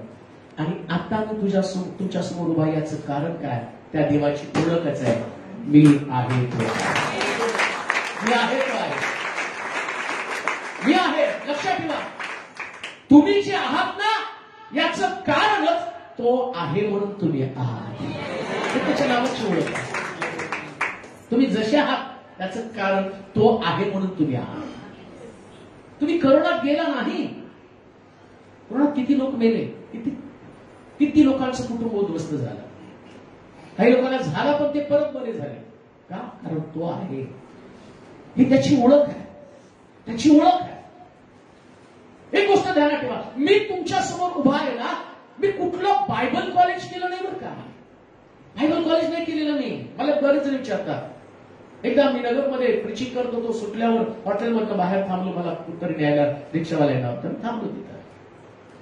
मग बायबल कॉलेजचा प्रिन्सिपल आला, त्याने विचारलं, पास्टर कुठं केलं तुम्ही बीडी? म्हटलं बीडी पण नाही, एमडी पण नाही. म्हणजे आहे ते वरून देवानं अनुभवानं दिलं. तो म्हटलं मी बायबल कॉलेजचा प्रिन्सिपल आहे, मी एमडी बीडी केलेलं आहे, बीडी केलेलं आहे म्हटलं, परंतु बीएडी केलं, बायबल मधली पीएचडी केलेली आहे, परंतु हे माझ्याकडे नाही. मी म्हटलं हे शिक्षण आहे, हा अनुभव आहे. हा व्यक्ती जो तुमच्या समोर आहे हा अनुभव आहे. हे शिक्षण घेणं वेगळं आणि अनुभव घेणं वेगळं. काय अनुभव? मी आहे तो आहे हा अनुभव आहे. देवाचा अनुभव घेणं फार गरजेचं आहे, लक्षात ठेवा. आणि पावलो पावली तो अनुभव मी घेतला बरं का. पावलो पावली, स्टेपला, प्रत्येक स्टेपला जाणवलं. एक काय या चर्च बांधायला चालू केलं ना, त्या चर्चवरती स्लॅब टाकायचा होता. आणि मग आमच्या डोक्यात होतं महापौर, त्या ठिकाणातले महापौर ते सगळ्याला मदत करतात. मग आम्ही मोठा कार्यक्रम केला, 2-3 कार्यक्रम केले, 50,000 त्यांना घालवले आणि त्यांना बोलवलं, म्हटलं ना छप्पर टाकून द्या. त्याने बघितलं स्लॅब आणि ते जे घाबरून पडून गेले ते परत आलेच नाही. तेवढा मोठा स्लॅब आणि जाताना ते काय डायलॉग करून घेतले, बाळासाहेब पास्टर असंच म्हणतात ते. आणि म्हणले पास्टर महापौर आहे पण सोन्याचा चमचा घेऊन जन्माला नाही आलो. म्हणजे त्यांनी सांगून गेले एवढं काही आपल्याच्यानं होणार नाही, नाही देऊ शकत म्हटलं एवढे. आणि मग म्हटलं अरे 50,000 उलटच घातले. मग तरी म्हटलं काय हो, सिमेंटचे पोते तरी द्या, 250 पोते सिमेंट तरी द्या. हा देतो म्हटले. मग 250 म्हटले, 100 देतो, 100वर 50 म्हटलं. आणि नंतर शेवटी एका माणसाला घेऊन गेले आणि त्याच्या हातात 5,000 रुपये पडले. 50 घालवले, 5 मिळाले. माझंच 45,000चं नुकसान. मग मला मोठा प्रश्न पडला, याच्या वडिलाचे चुलते, आता हे सगळे कॉन्ट्रॅक्टर्स आहेत, त्याचे वडील कॉन्ट्रॅक्टर आहेत, त्याचे चुलते कॉन्ट्रॅक्टर होते. बघ ते चर्च बांधत होते. मग ते म्हटले की बघ आता स्लॅब आहे, आता चर्च तुझं काय काम स्लॅब टाकून घ्यायचं असेल तर करून घे. म्हटलं किती दिवस लागते ते ठोकायला? म्हटलं 15 दिवस. आहे का म्हणलं स्टील सिमेंट सगळं, पैसे आहेत का? माझ्याकडे तर रुपया पण नाही. म्हटलं आहे, ठोकून घे. आणि तिकडे तरी स्लॅब ठोकायला सुरुवात केलं. ते ठोकताना इकडे माझी छाती फड फड फड करतो. म्हटलं जर ते 15 दिवसात तुझं स्टील सिमेंट हे काही आलं नाही ना तर माझं सगळं सामान अडकून पडेल. तर म्हटलं तो माझा मामाच लागत होता. म्हटलं मनोज सांभाळ बघ, हे तू करणार आहेस का? म्हटलं बिंदास ठोक. आणि त्याने ठोकायला खिशात रुपया नाही. आणि स्टील लागणार होतं, सिमेंट लागणार होतं, 250 पोते सिमेंट, 5-7 ट्रक खडी, 7 ट्रक वाळू एवढं लागणार होतं. आणि मला मोठा प्रश्न, पहिला दिवस गेला, दुसरा दिवस गेला. म्हटलं तेव्हा दिवस संपत आले, 10 दिवस आले, कशाच काय हालचाल नाही. आणि इकडे ठोकत चाललेले, शेवटचा गाळा राहिलेला आहे. आम्ही सारखं रस्त्यावरती बघायचं, कोणतरी डोंगर येईल, कोणतरी, पण देवाचं नाव मी आहे तो आहे, मी आहे तो आहे. शेवटी एक रात्र मला झोप आली नाही. मी देवाचं म्हटलं देवा, ज्या विश्वासानं मी या लोकांना सांगितलं की तू करतोस, आता तो समय आलाय, या लोकांना तुझं अस्तित्व दाखवून दे. म्हणून एका सुद्धा व्यक्तीला माहित नव्हतं की माझ्याकडे पैसे नाही. आणि मी कोणाला म्हणत पण नव्हतं की माझ्याकडे पैसे नाही. कारण माझं देवावरती अवलंबित एवढं होतं की देव सगळं द्यायला समर्थ आहे. आणि मी त्याच विश्वासानं थांबतो. आणि काय झालं माहिती का, तेवढ्यामध्ये आमची बहीण अमेरिकेमध्ये होती. आणि तिथं काय झालं, देवानं त्या बाळकाला रात्री 2ला उठवलं. म्हटलं उठ. एक सेवक इंडियामध्ये, तो चर्च बांधत आहे आणि त्याला तुला मदत करायची. मग तो उठला. मग आमची एक बहीण तिथं होती, तिला फोन केला, तरी सांगितलं ताबडतोब तुझ्या पास्टरला त्याने एक अमाऊंट लिहिली. मला वाटतं 1.5-2 लाख रुपये काहीतरी, काही 1,85,000 काहीतरी डॉलरमध्ये ते होते. आणि तेवढे तो म्हटलं हे त्यांना पाठवून दे. आणि मग तिने मला सकाळी 6ला फोन केला. म्हटली पास्टर असा चेक तुमच्या खात्यावर जमा होत आहे, ते पैसे स्टील साठीचे पैसे मिळाले. अश्विनी हॉस्पिटल सोलापूर मधलं एक फेमस हॉस्पिटल होतं, त्याचा चेअरमन त्यानं आमच्या बहिणीला बोलवलं. म्हटलं इकडे तुम्ही चर्च बांधताय असं कळलं, 7 ट्रक वाळू, 7 ट्रक खडी, 250 पोते सिमेंट माझ्याकडनं घेऊन जा. मी आहे तो आहे, जो मी आहे तो आहे. लक्षात घ्या, मी आहे तो आहे, मी कधी बदलत नाही. आणि कुठं तुम्ही ज्या देवाकडे तुम्ही आलेला आहात, जर त्याच्यावरती तुम्ही अवलंबून राहिला ना, मग तुमच्याकडे काय आहे याचा विचार करू नका, त्याच्याकडे काय आहे याच्यावर अवलंबून राहा. हा सुंदर तरी नाव सांगितलं, मी आहे तो. काय देवा तुझं नाव? अरे माझं नाव एकदम सोपं आहे, मी आहे तो. मग कोण आहे तू? मी एलशदाय, मी पुरवठा करणारा, मी यहोवा जायरा, आणि तुझा प्रोव्हायडर आहे, मी तुझा मदतगार आहे, मी यहोवा शालोम, शांती देणारा, मी यहोवा निसी, विजय देणारा, मी यहोवा राफा, आरोग्य देणारा, मी आहे तो आहे. कशाला काळजी करतो? मी आहे ना. काय देवा तू कोण आहे? अरे मी आहे तो आहे. मग कोण आहे तू? अरे मी यहोवा शालोम आहे, शांती देणारा.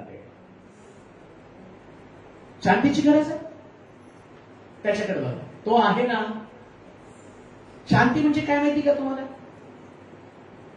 पहा, कधी कधी एखादी वस्तू नसली ना, ती मिळत नाही. एखाद्याला नोकरी नाही, मग तो मुलगा मुलगी सारखी फिरत राहत, काय लागत नाही, इकडं अर्ज दिला तिकडं अर्ज दिला, काही लागत नाही. आणि नोकरी लागल्यावर आता शांती आली, नोकरी. आणि बायबल काय सांगतो? तो शांती देणार आहे. म्हणजे काय? आता तुम्हाला कशात शांती द्या? काही लोकांची शांती भांडल्याशिवाय ते शांत होत नाही का? आणि तो शब्द बोलला, मग ते सांगतात रात्रभर झोप आली नाही हो, कधी एकदा जाऊन ते सोक्ष लावून येते, कधी लावून येतो असं झालं. आणि मग ते टाळ्या पण त्यांनी 4 बोलले, मी 8 बोलून आले, शांत झालं. मग त्या शांतीविषयी मी बोलत नाही, ती नरकाकडे जाणारी शांती आहे. शांती म्हणजे तुमच्या प्रश्नाचं उत्तर. जेव्हा शालोम, तो शांती देणारा गेलाय. कुठे आहात तुम्ही? कोणती गरज तुमची आहे? लेकर नाही, 100व्या वर्षी सारेला लेकरू देणारा देव तो म्हणतो मी आहे तो आहे. तुमच्या एजवरती डिपेंड राहू नका, आपल्या वयाचा विचार करू नका. मला माझ्या चर्चमध्ये ती साक्ष चांगली आहे. एक बाई पांढरे केस प्रार्थनेच्या रांगेला समोर येऊन थांबली. मी सगळ्यांच्या डोक्यावर आठवून प्रार्थना करत होतो आणि मग तिच्या जवळ आलो. काय पाहिजे म्हटलं. विदर्भी बाई होती, ख्रिस्त माहित नव्हता. काही ऐकलं तुमचा येशू लेकरू देतो. मग मला पण आई व्हायचं. केस पांढरे, म्हटलं देवा आता हिची केस पांढरे, ही कधी लेकरू सांभाळणार नाही. पण तिचा विश्वास एवढा स्ट्रॉंग होता. आणि म्हटलं देवा हिच्या म्हणण्याप्रमाणे हिला आशीर्वादित कर. महिना, 2 महिने, 3 महिने, 4 महिने ती बाई दिसल्यानंतर ती बाई गायब झाली, दिसलीच नाही. त्याच्यानंतर परत आली, हातामध्ये लेकरू होतं. आणि ती म्हटली तुमच्या देवानं मला लेकरू दिलं. काय काल्पनिक गोष्ट नाही, हे वास्तव सत्य आहे. हे वास्तव सत्य आहे, ज्याची घोषणा करण्यासाठी मी तुमच्या समोर उभा. ही गोष्ट ध्यानात ठेवा, 100% तो आहे तो आहे. तो अजून बदललेला नाही, तो नाहीच बदलणार. काल परत बदलणारा हा देव नाहीच. परिस्थिती पाहून माघार घेणारा देव नाहीच. शद्रक, मेशक, अबेदnego भट्टीमध्ये पडल्यावर त्यांच्या बरोबर उडी मारणारा आणि त्याला भट्टीत बाहेर काढणारा देव म्हणतो तुम्ही पण ज्या भट्टीमध्ये पडाल मी आहे तो आहे. मी त्यांना सोडवलं, मी तुम्हाला पण सोडवणार आहे. मी आहे तो आहे. कुठे आहात? देवाचं नाव, देवाचा स्वभाव, देवाचं स्वरूप जर तुम्हाला समजलं, तुमची खरी ख्रिस्त्यानिटी बाहेर पडेल. आणि त्या दाखल्यावरची ख्रिस्त्यानिटीला कोणी विचारलं? दाखल्यावरची ख्रिस्ती म्हणू नका. खरे ख्रिस्ती स्ट्रॉंग एक विश्वास आहे, अतिशय पॉवरफुल अशा प्रकारचा तुमचा विश्वास आहे. काय? शद्रक, मेशक, अबेदnego फट्टीतनं सोडवायला माझा देव समर्थ आहे. फट्टीतनं सोडवायला देव समर्थ आहे. एवढे तेवढे प्रश्न घाबरल्या दिसल्याबरोबर तुम्ही घाबरून जाता आणि तुम्ही म्हणता माझ्या देवाचं नाव मी आहे तो आहे. अहो थोडीशी भट्टी आहे, थोडीशी भट्टी आहे, थोडासा प्रश्न आहे, थोडीशी समस्या आहे, थोडीशी अडचण आहे. परवा धुळ्याला गेलो होतो, धुळ्यापासून काही अंतर आतमध्ये होतं. पोराने बघितलं, मी त्यांना म्हटलं फोटो काढून ठेवा व्यक्तीचा. दोन्ही किडनॅप फेल, चेहरा एकदम निस्तेज झालेला आणि तो समोर आला.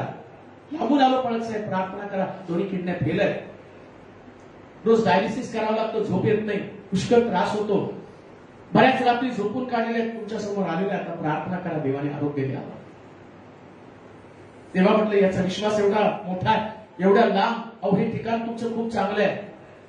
अशा ठिकाणात ती मीटिंग होती की त्या ठिकाणामध्ये जायला कुठलं वाहन नाही, पण तिथं जवळजवळ 4,000 ते 5,000 लोक कसे कुठून आले माहित नाही, पण ते तिथे येत होते. आणि तुम्ही तर उशीर आहे का? तिथं 6ला ग्राउंड पॅक होऊन जात होतो. आदिवासी डोंगरात सगळं जागा. तुमच्याकडे यायला जायला वाहन, तिथं वाहन होते. रस्त्याने मी बघायचो तो लोक चालत चाललेले.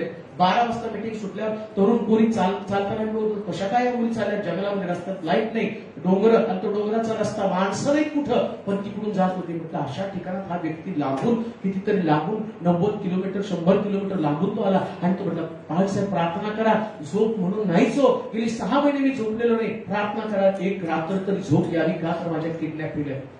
प्रार्थना केली, कळलं देवा याला तू काहीतरी कर. इशारा घरी गेला. आठवड्याने फोन केला, त्याने सांगितलं मालक साहेब 6 महिने झोपलो नाही, पण प्रार्थना केल्यावर त्या देवानं आरोग्य दिलं आणि मला शांत झोप लागली. का? मी आहे तो आहे. कुठल्या देवाची सेवा करत आहोत? आहे जो रिअल मध्ये आहे, जो रिअल मध्ये आहे, फोटोमध्ये बसत नाही, मूर्तीमध्ये राहत नाही, तो अस्तित्वात आहे. लक्षात ठेवा. आणि सुरुवातीलाच मी तुम्हाला सांगितलं या देवाचं नाव काय? इमॅन्युएल, म्हणजे आमच्या संगती राहणारा देव. आमेन म्हणाल का? आमची संगती होतो, आमच्या बरोबर. इथं माझ्या बरोबर मी बोलतोय ना, माझ्या बरोबर येतो. मला माहिती आहे, मी प्रार्थना करताना 100% सांगतो तुम्ही बरे व्हा. का?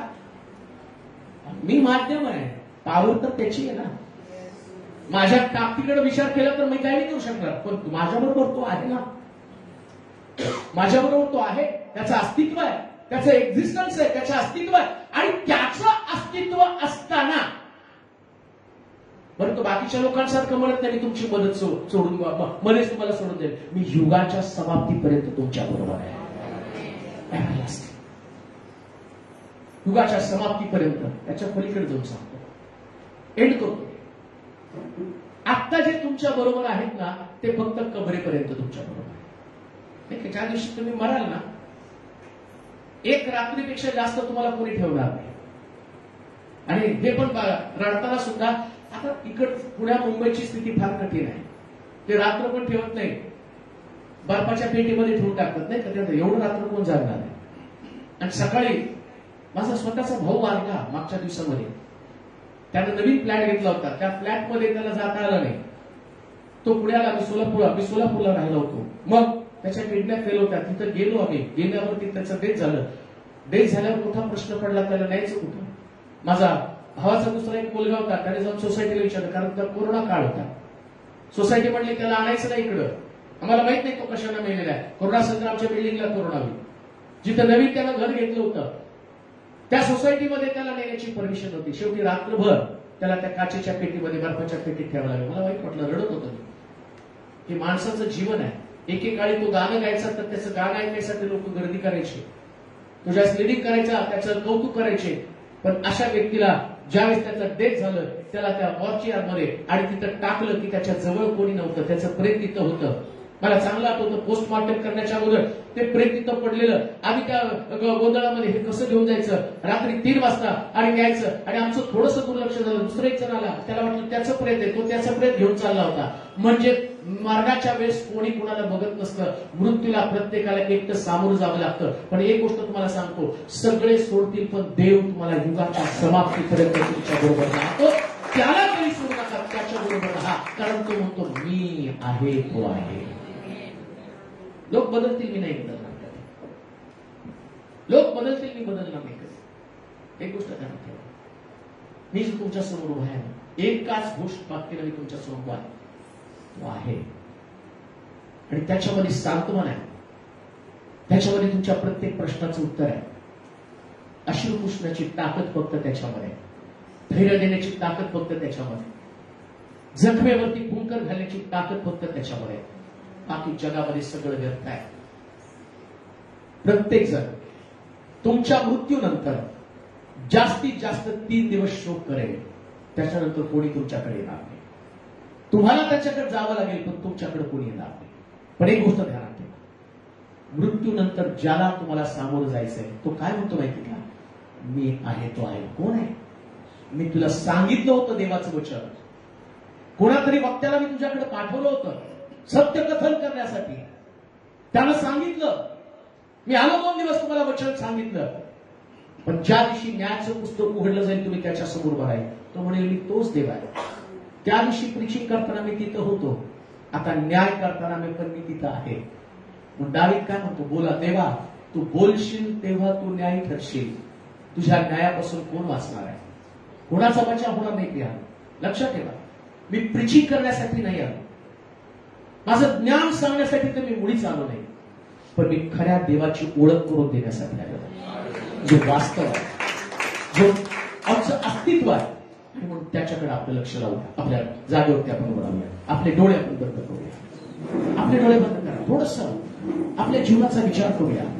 हो राजा, सगळेच डोळे बंद करते, त्याच्या समक्षतेमध्ये, त्याच्या सानिध्यामध्ये उभं राहूया. त्याची गहन समक्षता, त्याचं पवित्र सानिध्य, जो आम्हाला म्हणतो मी आहे तो आहे, मी आहे तो आहे. आज ज्या देवाची ओळख तुम्हाला पटली, तो म्हणतो मी आहे तो आहे. प्रिय बहिणी, प्रिय भावा, तुझ्या एकटेपणामध्ये देव तुला म्हणत आहे मी आहे तो आहे, मी कधी न बदलणार देव. Thank you Lord, I worship you Jesus. Lord I pray. Thank you Lord. प्रभूच्या प्रेमामध्ये आपण पडूया. मी आहे तो आहे.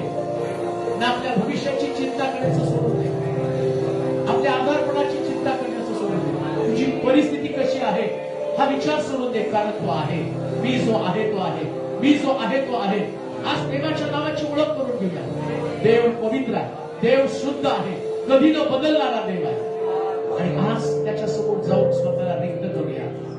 हे राजा, हे सर्वसमर्थ देवा, तुझ्या लोकांना तुझ्या नावाची ओळख पटू दे. आजचा हा संदेश नाही, हा अनुभव आहे. आजचं हे शिक्षण नाही प्रभू, हे वास्तव आहे. आणि या वास्तवातल्या देवाची ओळख तुझ्या लोकांना होऊ दे. आज कोणी सुद्धा पहिल्यासारखं राहू नये प्रभूजी. त्यांनी 2 दिवस तो आम्हाला अद्भुत रीतीने चालवलेला आहे, तुझ्या अस्तित्वाची जाणीव करून दिली आहे. प्रभू, आज मी त्या दुःखी दत्त करण्यासाठी प्रार्थना करतो, ज्यांचं मन एकाकी आहे, ज्यांना असं वाटतं की खरोखर या जगामध्ये मी एकटा आहे, मी एकटी आहे. परंतु आता तो आम्हाला सांत्वन दिलं, मी आहे तो आहे. मी तुला सोडत नाही, मी तुला टाकत नाही, मी तुझा त्याग करत नाही. प्रभू, त्याच वचनानं चालव त्यांना, त्या सांत्वनामध्ये त्यांना चालव. शहरामध्ये आजारपण आहे, पण आम्हाला माहिती आहे यहोवा राफा आहे तो आहे. तो मेडिसिन नव्हे तर 39 माराच्या फटक्याने आरोग्य देतो. लाजरस कबरेत तो गेलेला, त्याचं शरीर सडलेलं होतं, पण मी आहे तो आहे म्हणणारा देव तिथं गेला आणि त्यानं त्याला बाहेर काढलं. आज या गोष्टी आम्ही कबूल करत आहोत. आज काही लोकांचे नातेवाईक हॉस्पिटलमध्ये असते, पण आम्ही कबूल करत तो आहे, तो आहे, तो आहे. बाहेर काढताना, बाहेर काढताना विधवेसारखं शेवटची भाकर असते, त्याच्यानंतर संपणार ती भाकर. परंतु एलियानं 3.5 वर्षाचा पुरवठा दिला आणि तो दाखवून दिलं मी आहे तो आहे. प्रभू, आज अशाच प्रकारे ज्यांचा पुरवठा संपला त्याला दाखवून दे तू आहे, तू आहे, तू आहे, तू आहे, तू आहे. तू त्याच्या लेकरांसाठी आहे, तू त्याच्या पतीसाठी आहे, तू पत्नीसाठी आहे, तू त्याच्या आई वडिलांसाठी आहे, तू सगळ्यांसाठी आहे. प्रभूजी, आज या मंडळीला, या मंडळीतल्या लोकांना मी तुझ्या हाती सोपवत आहे. मी आहे तो आहे, मी आहे तो आहे देव आहे. आणि आज तुझं अस्तित्व या ठिकाणामध्ये घोषित करत असताना प्रभू तुझं नाव सगळ्याला समजू दे. वसईमध्ये प्रत्येक परिवाराला कळू दे तू आहे तो आहे. तू सगळ्याला पाहत आहेस प्रभूजी. ज्या बंधनात ते अडकले त्याला कळू दे तू आहे तो आहे, तू पाहत आहे सगळं काही. त्या देवाची ओळख त्यांना पटू दे प्रभूजी. हाताला तयार केलेले नव्हे तर जो जिवंत आहे, जो यावे देव आहे, जो यावे देव आहे, ज्याला कोणी बनवू शकत नाही असा तो देव आहे. प्रभूजी आभार मानतो. 2 दिवस तुमच्या संगती राहिला, संध्याकाळची सभा आशीर्वादित करा. आणि जे लोक आज या ठिकाणामध्ये आले त्यांना तृप्त करून शांतीने आपल्या घरी घेऊन जा प्रभूजी. तुला धन्यवाद देत तुझी स्तुती करत येशूच्या नावात ही प्रार्थना करून केली म्हणत. आता देवबापाची प्रीती, प्रभू येशू ख्रिस्ताची कृपा, पवित्र आत्म्याची सहभागिता तुम्हा सर्वांबरोबर आता आधी सुद्धा सर्व काळ राहो.